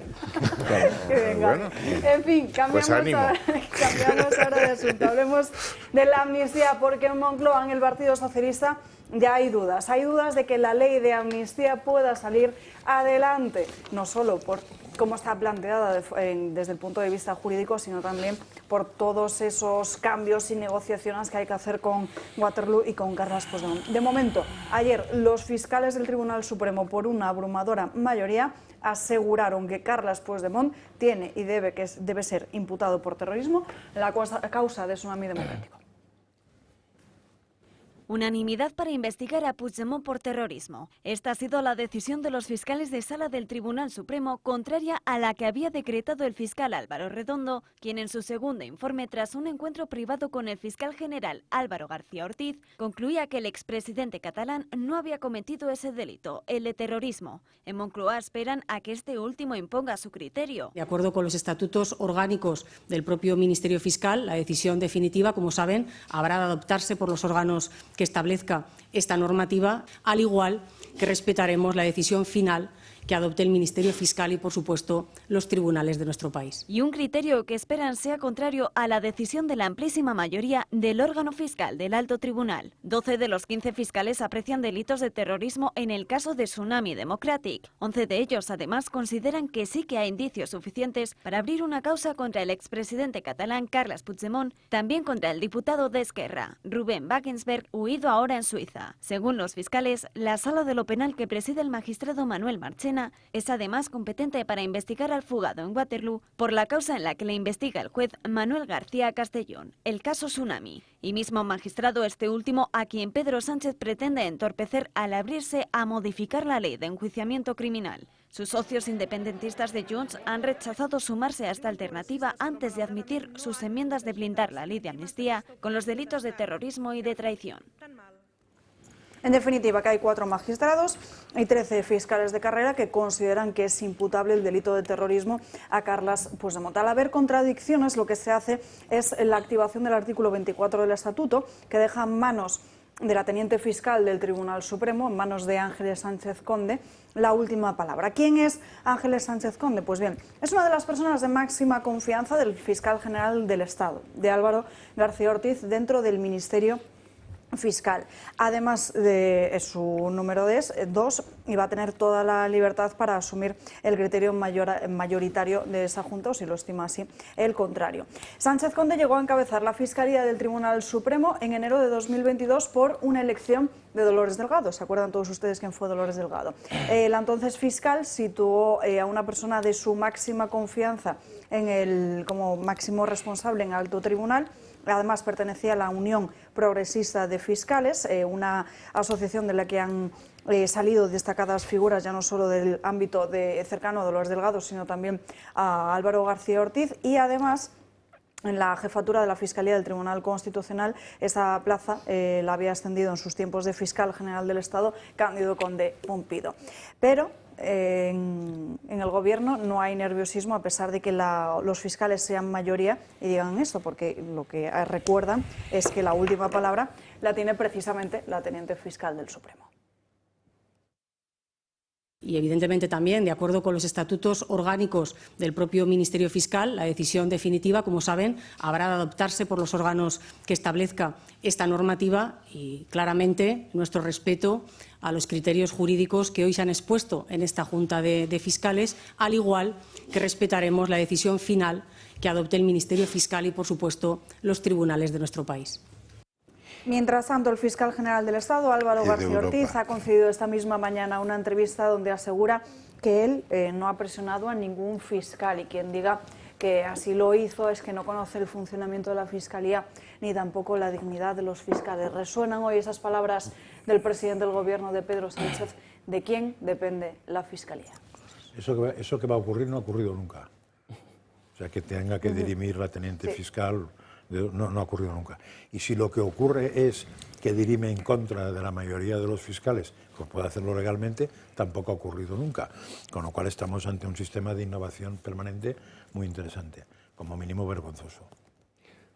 Al final será el juez y el tribunal el que va a adoptar la decisión que corresponda, ¿no? El problema que tiene Pedro Sánchez es que pactó la inmunidad e impunidad a Puigdemont respecto de cualquier pena, sea de cárcel o económica. Y claro, eso choca con la normativa europea y choca con los delitos por los cuales ahora parece ser que se le va a encausar al señor Puigdemont. Lo que me sorprende también y me preocupa en este país es que la portavoz del Gobierno tenga clarísimo que la decisión última le corresponde a quien reglamentariamente le corresponde, dando la sensación de que ya sabe lo que va a decir. Es decir, la impresión es que esta señora dice, no os preocupéis, vamos a someternos al criterio de quien le corresponde la última palabra, como si ya supiera cuál es el resultado. Ese es el país en el que estamos hoy en día. Dando la sensación de que está todo hablado, de que todo está... Lo de atado y bien atado y se bien referían atado a otro personaje y a otra época. Así es. Pero me parece que es más de esta. Y es lamentable, ¿eh? La única esperanza es el Tribunal de Justicia de la Unión Europea. Aquí, para que la gente nos entienda, hay una cosa que se llama la cuestión prejudicial. Cuando un juez tiene que aplicar una ley, en este caso la ley de amnistía, si considera que puede estar en contradicción con la legislación, con la legislación europea, con los dos tratados, el Tratado de la Unión y el Tratado de Funcionamiento, pregunta, por eso se llama cuestión, al Tribunal de Justicia de la Unión Europea. Oiga, ¿esto es compatible o no? Antes de aplicarlo. Por eso es cuestión prejudicial. Y aquí hay tres delitos Perdona, ¿y eso paraliza la ejecución de la norma? Paraliza el procedimiento. El procedimiento queda paralizado. ¿Pero el de ese juez o el de cualquier juez que esté con lo mismo? No, ese juez. Y con lo cual otro juez puede, sin preguntar, tirar para adelante. Pero cualquier juez que tenga sentido común, si sabe que hay una cuestión prejudicial, espera. Pero lo otro sería insensato. Bueno, y aquí hay hay tres cosas. Hay tres delitos en que yo creo que puede haber incompatibilidad entre la ley de amnistía y la legislación europea. El primero es el de malversación. Y aquí quiero señalar que el otro día en la Comisión de Libertades e Interior del Parlamento Europeo, una enmienda de mi compañero del Partido Popular, Zarzalejos, que logró que se aprobase, yo creo que la vamos a aprobar mañana en pleno, en que prohíbe a los Estados miembros indultar o amnistiar los delitos de malversación, las dos cosas. El segundo delito es el de terrorismo, que es el que estamos hablando ahora, que también es un delito europeo. Y el tercero es el de alta traición. Y el de alta traición tiene que ver con una cosa que preocupa mucho en la Unión Europea, que es la intervención de Rusia en el proceso. Por tanto, el gobierno lo que tiene que tener es una preocupación de que Europa diga, oiga, esa ley de amnistía que ustedes han dicho, en cuanto quiere borrar el delito y la pena, pero sobre todo el delito de quien ha cometido malversación, quien ha cometido actos de terrorismo, y ahí para eso está una directiva del 2017, o quien ha entrado en connivencia con Rusia en el proceso, no pueden ser indultados. Entonces toda la paraeta que hundió en Valencia se va abajo, porque todo esto es que el problema de esta amnistía, dicen cosas que no son ciertas, pasa aquí como en otras cosas que hemos discutido ahora, dice, hay precedentes en Europa de amnistía, es verdad, hay 50. Pero en aquellos países en que la Constitución prevé que se pueda dar la amnistía, no en España en que la Constitución dice que no hay indultos generales y no hay amnistía y está el artículo 117 de independencia judicial. Segundo, ninguna amnistía se ha producido como una transacción mercantil. Es impunidad a cambio de inmunidad. Esto no tiene nada que ver con el interés general. Eso no se ha producido nunca. Y en tercer lugar, como he dicho, en que hay tres delitos que chocan frontalmente o pueden chocar. Yo no soy el juez y por tanto no voy a mojarme en este tema, pero que hay indicios de que eso puede ocurrir y que el juez se tendrá que manifestar. Entonces se acabó la legislatura, es así de sencillo. Bueno, se acabó. Isaac, y luego dudas jurídicas. Bueno, yo tengo algunas dudas. Por ejemplo, yo no sé si en Europa se ha aprobado alguna vez una amnistía parecida a esto que se está haciendo en España. Hubo un intento en Rumanía y fue echado para atrás. Sí, Rumanía, aparte de Rumanía, pero que bueno, que lo echaron para atrás. Lo echaron para atrás. Creo que no ha ocurrido en ningún momento en los últimos 40 años. Pero ese no es el problema. El problema es si la Constitución rumana lo permitía o no. La Constitución española no. Porque el artículo 68 fue indulto general, la amnistía. Y ahí va mi segunda duda. Yo lo que me pregunto es por qué si a Polonia se le abrió un expediente sancionador por supuestamente intentar controlar la justicia, a Hungría se le abrió otro expediente sancionador por unas leyes LGTBI, etcétera, que intentaron hacer, ¿por qué en España nadie en Europa se fija en lo que está pasando con los órganos judiciales, con la colocación de determinados peones en las instituciones, con una ley de amnistía que que ha incluido a terroristas, a golpistas, etcétera, ¿por qué nadie en Europa mira hacia lo que está pasando cuando en Polonia o en Hungría se tiran un pedo y enseguida están abriendo un expediente sancionador? Es la duda que tengo yo para la gente que defiende tanto a esta Unión Europea. Y por otra parte, yo creo que a Pedro Sánchez se le está atragantando la amnistía. O sea, yo creo que Pedro Sánchez está ya deseando de pulsar el botón de las elecciones y deshacerse ya de Junts, porque es un grano en el culo para él, y yo creo que al no final... lo aprobará nunca. No, esto no va a salir No, adelante. la duda que tienes es muy fácil de resolver. La Unión Europea hace un informe de Estado de Derecho todos los años, ahora hará uno, pero no puede intervenir en ese tema porque la ley de amnistía no es ley. Claro, es así de sencillo. Y entonces, como decía el torero, lo que no puede ser, no puede ser, y además es imposible. Mientras no haya ley, no se puede juzgar si viola. Una reflexión, y sobre todo, en principio, dirigida al señor Margallo. Ahora imaginemos que los servicios secretos del CNI tuviera constancia cierta de la conexión Puigdemont-Putin acreditada. Y esos informes se trasladan normalmente al presidente del gobierno. Claro. La pregunta es... Cosa que se rumorea que ha sido así.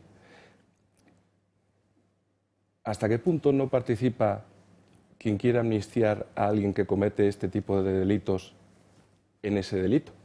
Es decir, ¿hasta qué punto el presidente del gobierno, con conocimiento de que el señor Puigdemont ha incurrido en estas conductas, no habría...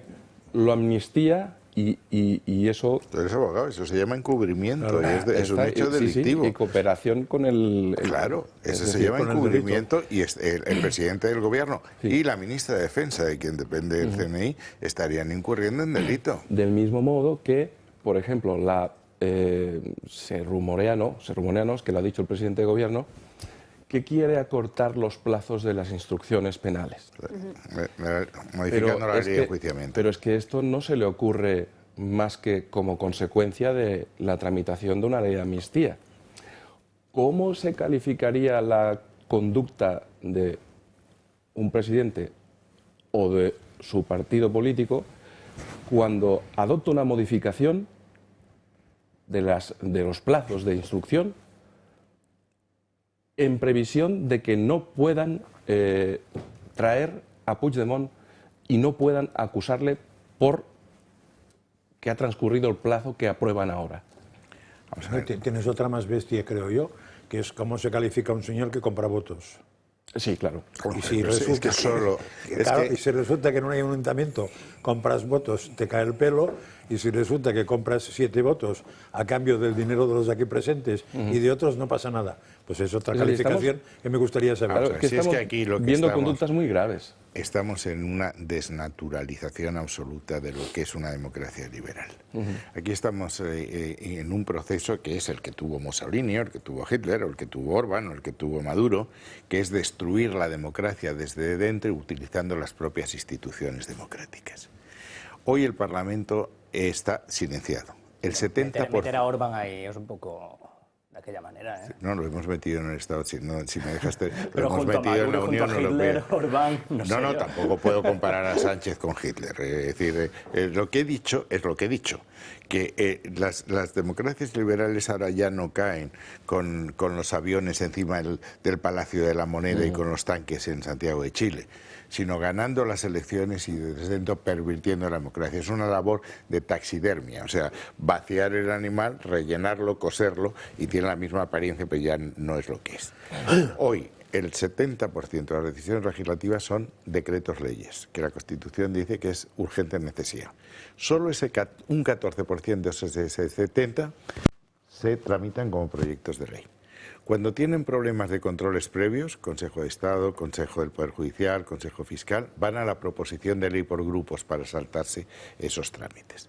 Las sesiones de control son las que son. Estamos en un copo absoluto de la Administración, Comisión Nacional del Mercado de Valores, todo. Más a lo que es luego la cooptación de la justicia, es decir, el nombramiento como fiscal general de una ex ministra de Justicia y militante del partido no se había visto nunca. Que el Tribunal Constitucional tenga un presidente y vicepresidente del mismo color no se había visto nunca. Luego estamos en un asalto al Estado de Derecho. Esto es así de grave, así de grave. Y en lo que estás hablando, no son los que se hayan saltado en esto, es que se dieron indultos a quien no los había pedido, a quien no había mostrado arrepentimiento y a quien no había manifestado propósito de la enmienda. Es que cuando tienen problemas con la rebelión, baja el juez, pero entonces la sedición la convierten en desórdenes públicos. Es que cuando se ha llevado el dinero para financiar el proceso, lo que dicen que no es lo mismo llevarte el dinero a tu casa que destinarlo a dar un golpe de Estado en Cataluña, que es lo que se produjo. Y ahora van en una amnistía que terminarían mucho antes, artículo único. Quedan amnistiados todos los señores que diga Puigdemont desde 1714 hasta el final de los tiempos. Hayan hecho lo que hayan hecho. Por supuesto que esa es la otra anomalía en la amnistía, que es que la van a votar los propios que van a ser amnistiados. No, todo es un disparate jurídico. El problema es que aquí la gente se olvida y hablamos de si la Agenda 2030 es vinculante o no cuando se están cargando España y la democracia liberal. Y entonces o volvemos a lo importante o seguimos discutiendo de lo que ellos quieran que discutan. Llevamos un mes discutiendo sobre la amnistía. ¿No? Sí, pero ¿sabes cuál es en qué lugar ocupan las preocupaciones de los españoles? Según el CSIC. Sí, ¿no? El 37. Perdón, según el CSIC, no según el CIS. Yo estoy ahora en Galicia. Es decir, la amnistía preocupa muy poco a la ciudadanía, muy poco. No se votará con la amnistía. Eso es verdad. Y ahora no, claro que es verdad. Sí, yo siempre digo la verdad, no toda la verdad, pero sí. Yo he visto a los ciudadanos salir más a manifestarse contra la amnistía que por la propia economía. ¿Qué más quisiera yo? Y he escrito un libro así de gordo para explicar eso, o sea, me encantaría, pero no es verdad. La gente sigue llenando las terrazas, sigue yéndose el fin de semana y no le preocupa en lo que estamos en un ataque a la unidad misma de España y a la democracia liberal. Si el otro día no fuimos nosotros por eso, un reportaje a pie de calle preguntando a la gente en unas manifestaciones. Está claro que el votante socialista lo de la amnistía se lo ha tragado, a ver, no todos, pero muchos con patatas fritas, etcétera, etcétera. Eso no tengo ninguna duda, pero no dice nada a favor de la gente. Es una pérdida de valores en la que estamos sufriendo. Es decir, hay un capítulo mío que se llama El relativismo como dogma y el muro como doctrina. Los españoles nos dividimos en dos, la fachosfera y la no fachosfera. Y los que estamos en la fachosfera, pues estamos en cosas que no le importan a nadie, la unidad de España, estas cosas. Oye, ya que don José Manuel García Margallo vende su libro, yo vendo el mío también. Que el 16 de marzo los meconios y yo tenemos un concierto. El tuyo es un libro musical. Bueno, también un libro que estoy escribiendo, pero va a salir más adelante, ¿vale? Sí, eso lo anuncio yo. Yo no he vendido mi libro, ¿eh? Se llama, pues no te has acordado, España, Terra Incógnita, Asalto a la Democracia. Aquí cada uno habla de su libro. Bueno, pues el 16 de marzo, Infoblog y Los Meconios en concierto en el Teatro Barceló. Ya está más de la mitad del aforo vendido. Falta todavía un mes y pico, así que os animo. Ahí está el QR, lo escaneáis y compráis las entradas. Las VIPs han acabado ya no hay entradas VIPs. Eran 150 y se han acabado, pero bueno, tenéis las generales que también os lo vais a pasar muy bien. Así que allí nos vemos el 16 de marzo. Madrid, 7:30 de la tarde, ¿no? Y yo sin QR. En fin, antes de seguir hablando de más asuntos, vean cómo la inteligencia de Estados Unidos ya avisó de esos lazos del separatismo con Rusia.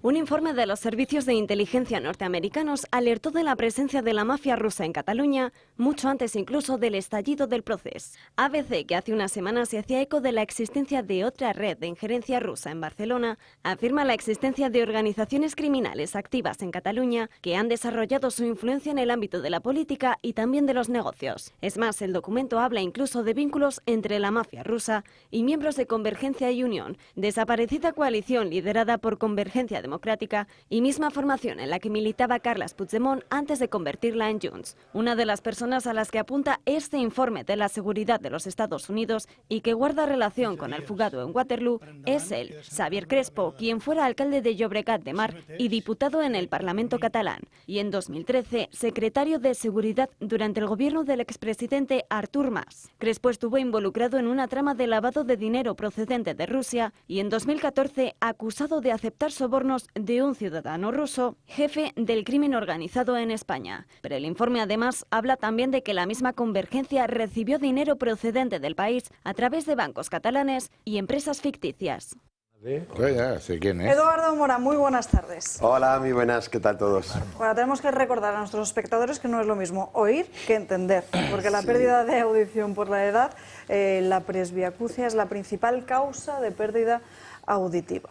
Sí, es de las preguntas que más nos hacen. Es decir, la familia dice que no oigo, pero yo no es que no oiga, sino que no entiendo. Y es que es así, porque el que tiene pérdida auditiva no pierde el umbral entero, sino normalmente se pierde en la parte más de agudos. Luego, entonces, cuando hay una conversación, hay mucho ruido, pues claro, nos enmascaran donde nos defendemos o donde se defienden las personas que tienen presbiacusia, y eso es una, digamos, degeneración o una pérdida auditiva conforme, igual que hay presbicia de vista, que cuando hay la vista cansada, pues hay oído cansado. Según vamos siendo mayores, la parte de los agudos vamos perdiendo y lo que nos falta es el entendimiento. Es decir, sé que me estás hablando, pero no sé seguir la conversación. Y eso agobia mucho a la que tiene la pérdida, porque ve que contesta cosas que los demás que están oyendo dicen, pues no está muy claro. Y al final se retraen.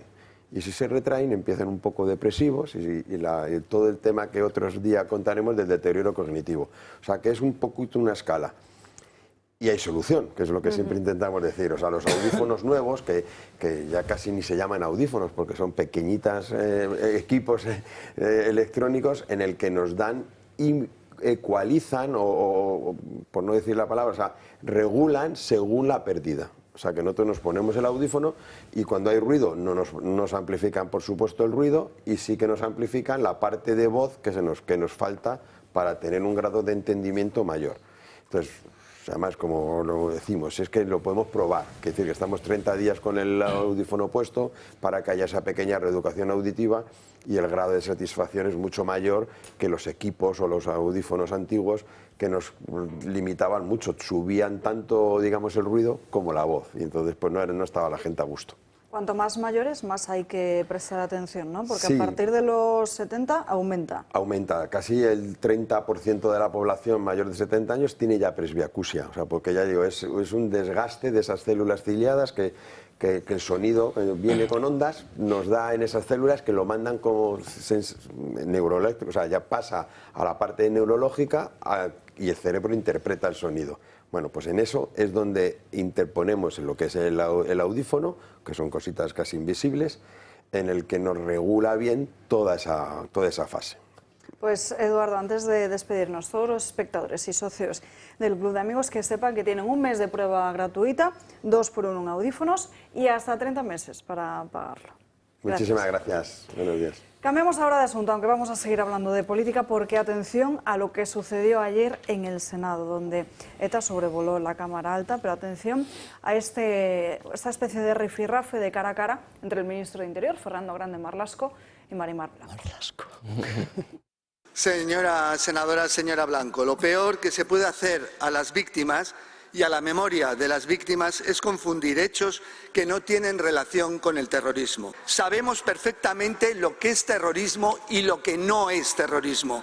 Me gustaría que le preguntara a usted, a las demás víctimas, por qué hechos fueron declaradas víctimas del terrorismo.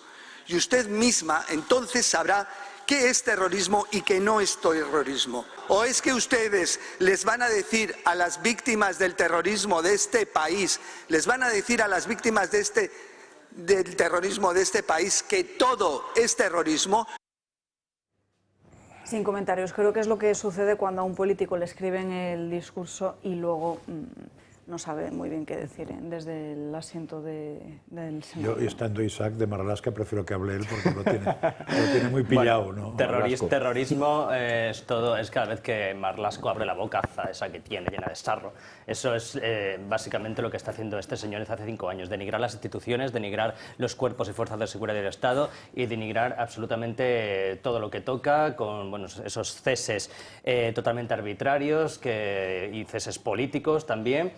Bueno, es que yo tengo un vídeo en el que hago una recopilación de todas las majaderías de este político tan infame, que incluye, pues, por ejemplo, el justificar las agresiones que se produjeron en aquel orgullo del 2019, los acercamientos a ETA, por supuesto, y todas las infamias. Entonces, ahora le vemos otra vez reprimiendo a la gente del campo, a los agricultores que intentan llegar a Madrid, los ha mandado también a su policía a reprimirlos. Vimos como también hizo lo mismo en Ferraz, mandando a gasear a gente, a ancianos y a personas mayores. Y bueno, lo del campo la verdad es que me está sorprendiendo bastante, porque no pensé que se fuera a atrever también contra esta gente, que realmente estos sí que no han hecho absolutamente nada, únicamente avanzar por carretera por unos derechos y por unas cuestiones bastante legítimas. Pero bueno, está visto que Marlaska, para lo único que pisa el campo es para hacer cruising. Esta mañana había un agricultor justo de esos que estaba la Guardia Civil diciéndoles que tenían que disolver o había palos, que le ha explicado al Guardia Civil, dice, si quiere disolvemos. Con los 1000 tractores que hay detrás, paralizamos 1000 carreteras. O sea, cada tractor prefiere eso o que nos pongamos aquí y cada 20 minutos dejemos pasar los coches. Usted decide. No. Además que ha sido maravilloso la forma en que han sorteado los tractores al campo, o sea, a la Guardia Civil. O sea, es que vamos a ver, los tractores están hechos para ir por el campo. O sea, ¿a quién se le ocurre poner a la Guardia Civil sabiendo que pueden bordearte perfectamente y seguir por donde a ellos les dé la gana? Y oye, yo animo a que... no paren. Es lo que dije yo ayer también, o sea, ninguna revolución se ha hecho de forma totalmente pacífica, ¿vale? O sea que si los tractores, si su objetivo es llegar a Madrid y es llegar a Ferraz, tienen que hacerlo por todos los medios posibles. Y si tienen que saltarse todos los círculos, o sea, cercos policiales, pues yo animo a que lo intenten y lo hagan. Sí, yo en relación con Marlaska, yo pienso que en las propias imágenes se puede apreciar que él mismo está en un estado muy nervioso, es decir, no es capaz de articular adecuadamente el discurso, porque él sabe qué es lo que está haciendo. Está maltratando y distorsionando la realidad sobre lo que es el terrorismo. Y una única cuestión también que quería señalar es que si el señor Marlaska realiza preguntas sobre lo que es o no terrorismo, basta con que le pregunte al presidente justo antes de las elecciones.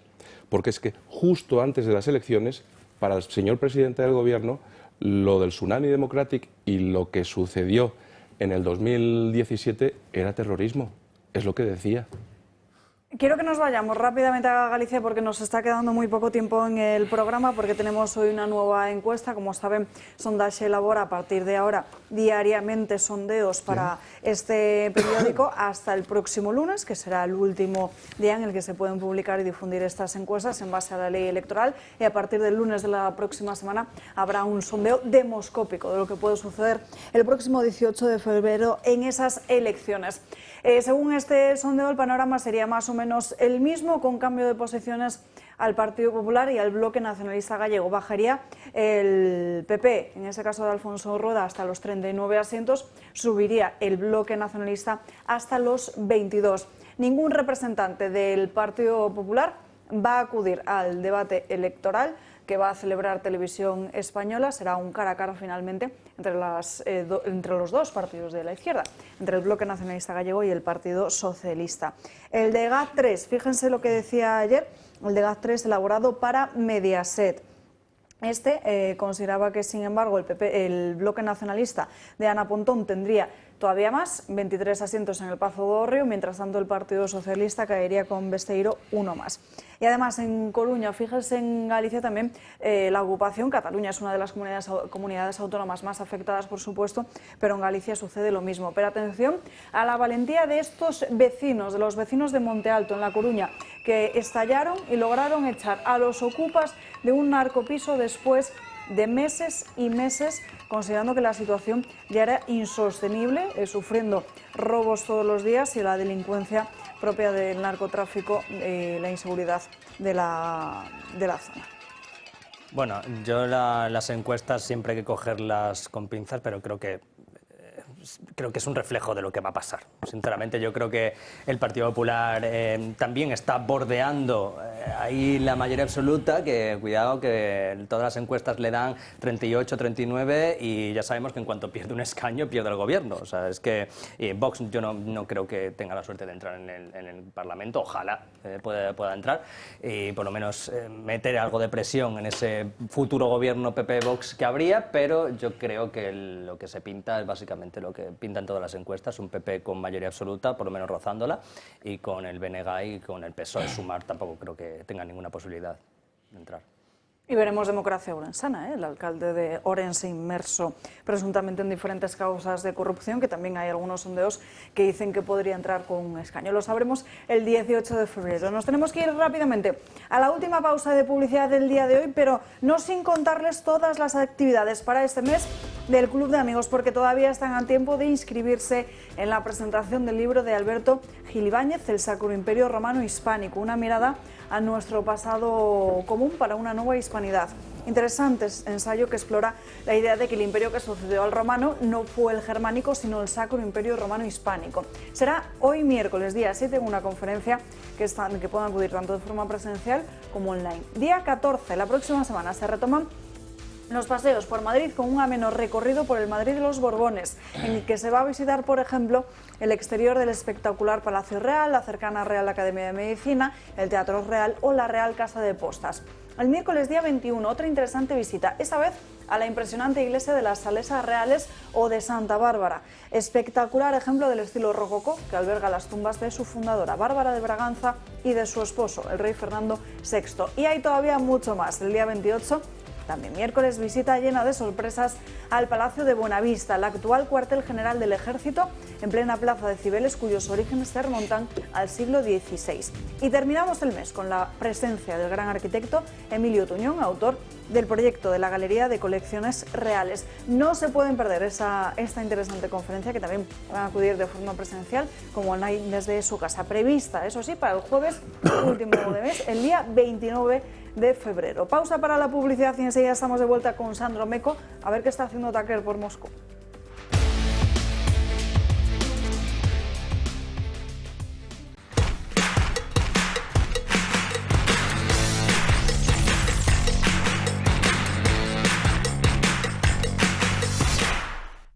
¿Es usted un perjudicado por la debacle del Banco Popular? Sepa que la vía civil está bloqueada tras la sentencia del Tribunal de Justicia Europeo. En Durán y Durán Abogados tenemos una alternativa, que es la vía penal. Se nos ha admitido una querella en la Audiencia Nacional por la ampliación de capital de 2012. Todos los afectados que tengan dinero invertido y deseen seguir luchando por la recuperación de su inversión deben llamarnos y les informaremos cumplidamente.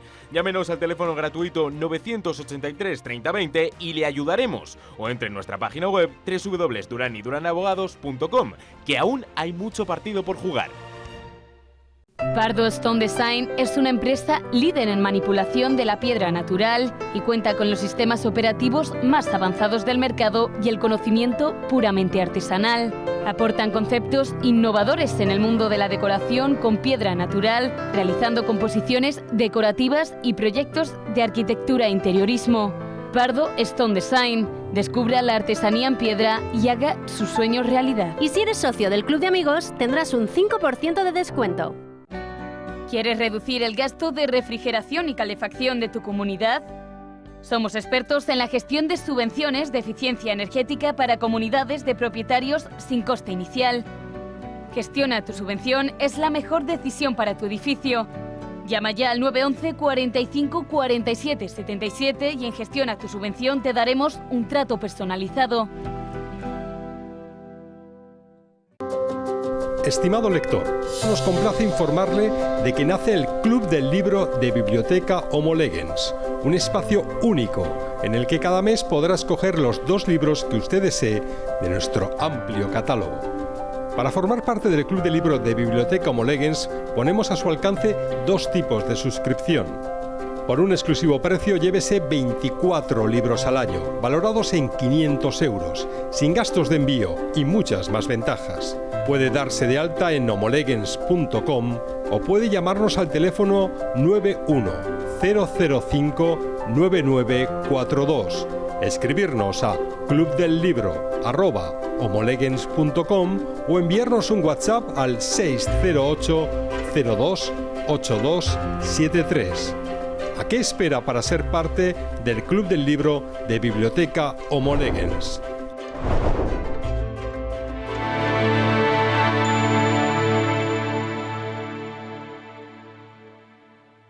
Desde 1958, la marisquería Rafa en Madrid se ha caracterizado por la primera calidad de sus productos, entre los que puede encontrar guisos, carnes de primera calidad, pescados y los mejores mariscos de nuestras costas.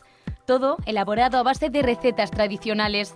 Podrá disfrutar de sus deliciosos platos en la barra, en su preciosa terraza o en alguno de sus salones privados. Le esperamos en Rafa, calle Narváez 68. No se pierda los sabores de la buena cocina.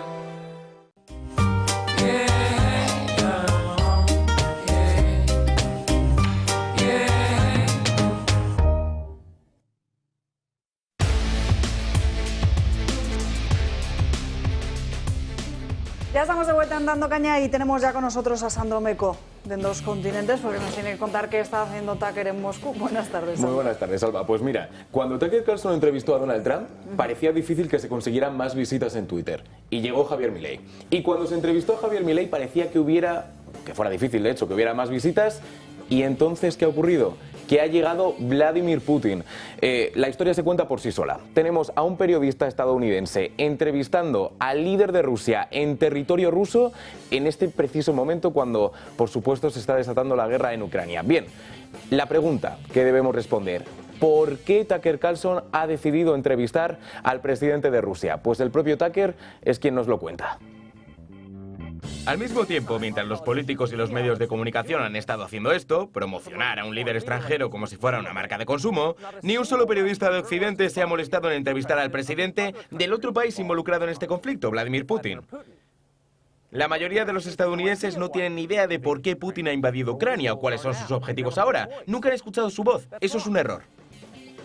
Bien, puede sonar bastante irónico que estemos aquí al final hablando de lo que hace un periodista, que seamos periodistas hablando de un periodista, pero es que la tendencia en el mundo está siendo esa, es que los movimientos de Tucker son tema de discusión para agencias de todo el mundo y medios de todo el mundo.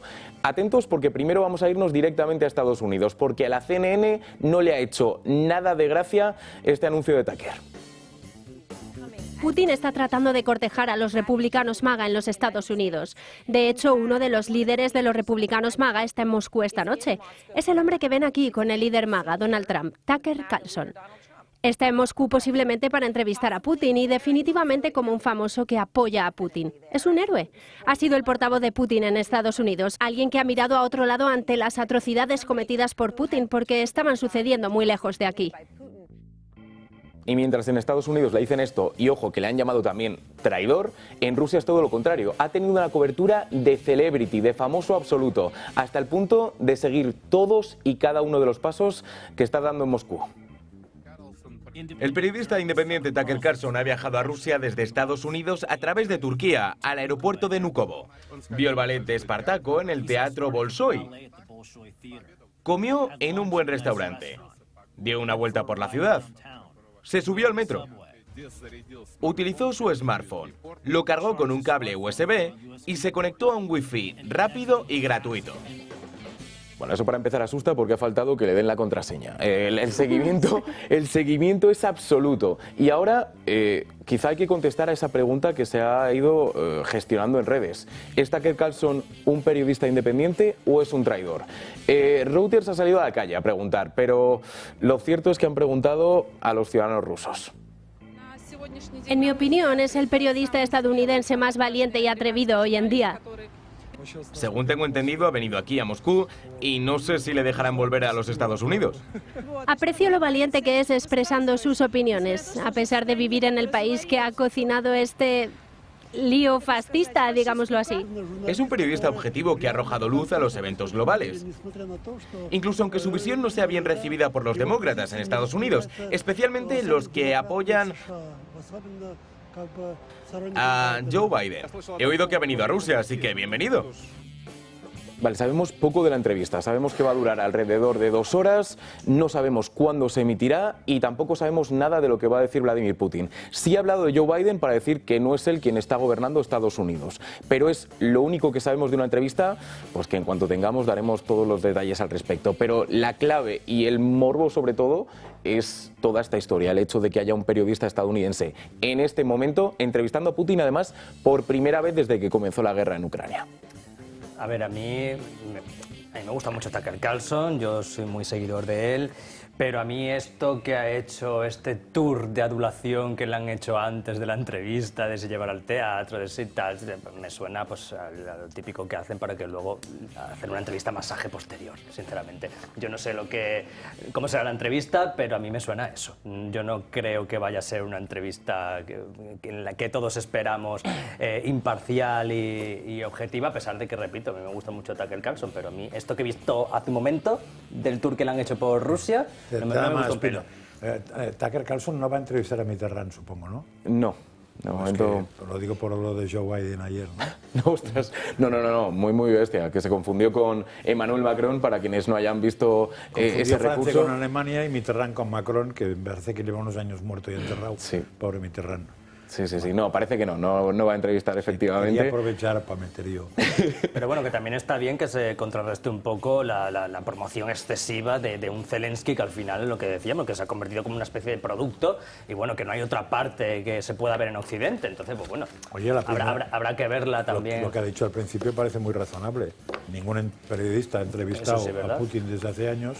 Me parece razonable. Bueno, si después es una entrevista con aceite o con vaselina por arriba y por abajo, es un problema. Por cierto, suyo. Facebook ya ha dicho que la va a bloquear la entrevista que yo la entrevista Bueno, al igual que las protestas de agricultores, que llevo en Instagram poniendo que es información sensible. No sé. Yo la entrevista, si está accesible, yo la voy a ver. Le concedo, en principio, la duda. Pero sobre todo lo que me interesa es el contexto de la carrera a la Casa Blanca en toda esta cuestión, ¿no? Es decir, aquí hay una guerra fratricida entre demócratas y republicanos y entre los medios que apoyan a uno y a otro. Y todo eso tiene que ver con esa carrera, ¿no? Sí, bueno, primero para contestar a lo que comentabas de Facebook, estará de forma gratuita en Twitter. Elon Musk sí que ha anunciado que no va a tocar nada, que la entrevista estará íntegra y que será gratuita, por supuesto. O sea, que eso por un lado. Por otro, es una batalla sin ningún tipo de límites. Hemos oído a los republicanos decir que, por ejemplo, que la relación que tiene Taylor Swift con el jugador de fútbol americano Travis Kelce es realmente un movimiento para que en la Super Bowl, que es este domingo, se anuncie en el espectáculo con más espectadores de todo el mundo que apoya a Joe Biden. Aquí lo mismo, no sé hasta qué punto realmente es cierto o no, pero lo que está claro es que es una batalla sin ningún tipo de límite. Menos de un minuto, Margallo. A mí me parece una buena idea que se haya hecho esta entrevista, la leeré con mucho interés. Si es una entrevista de corte o no, ya lo veremos. Pero efectivamente donde estamos es en una batalla en la que el tema de Ucrania va a tener mucha importancia. Es decir, si ganase Trump, yo dudo mucho que la ayuda americana continúe hacia Ucrania, en cuyo caso nos encontraríamos los europeos con la necesidad de asumir toda la carga. Trump ha hecho además declaraciones otro día, el comisario Breton, el comisario europeo, contó una conversación de Trump, se dio una entrevista periodística en la que él dijo que la Alianza Atlántica estaba muerta, que él no pensaba ayudar a Europa en los problemas que tengan que ver con nosotros, él solo estará donde haya intereses americanos y que piensa establecer aranceles del 10% a todo producto que haga competencia en América. Es decir, vamos... Y hasta aquí hemos llegado por hoy, no hay tiempo para más. Gracias a todos por acompañarnos a lo largo de esta mañana en Dando Caña. Nos despedimos para seguir informados nuestra página web www.eltorotv.com. Les veo mañana aquí a las 12 en Dando Caña. Que tengan un feliz día. Gracias.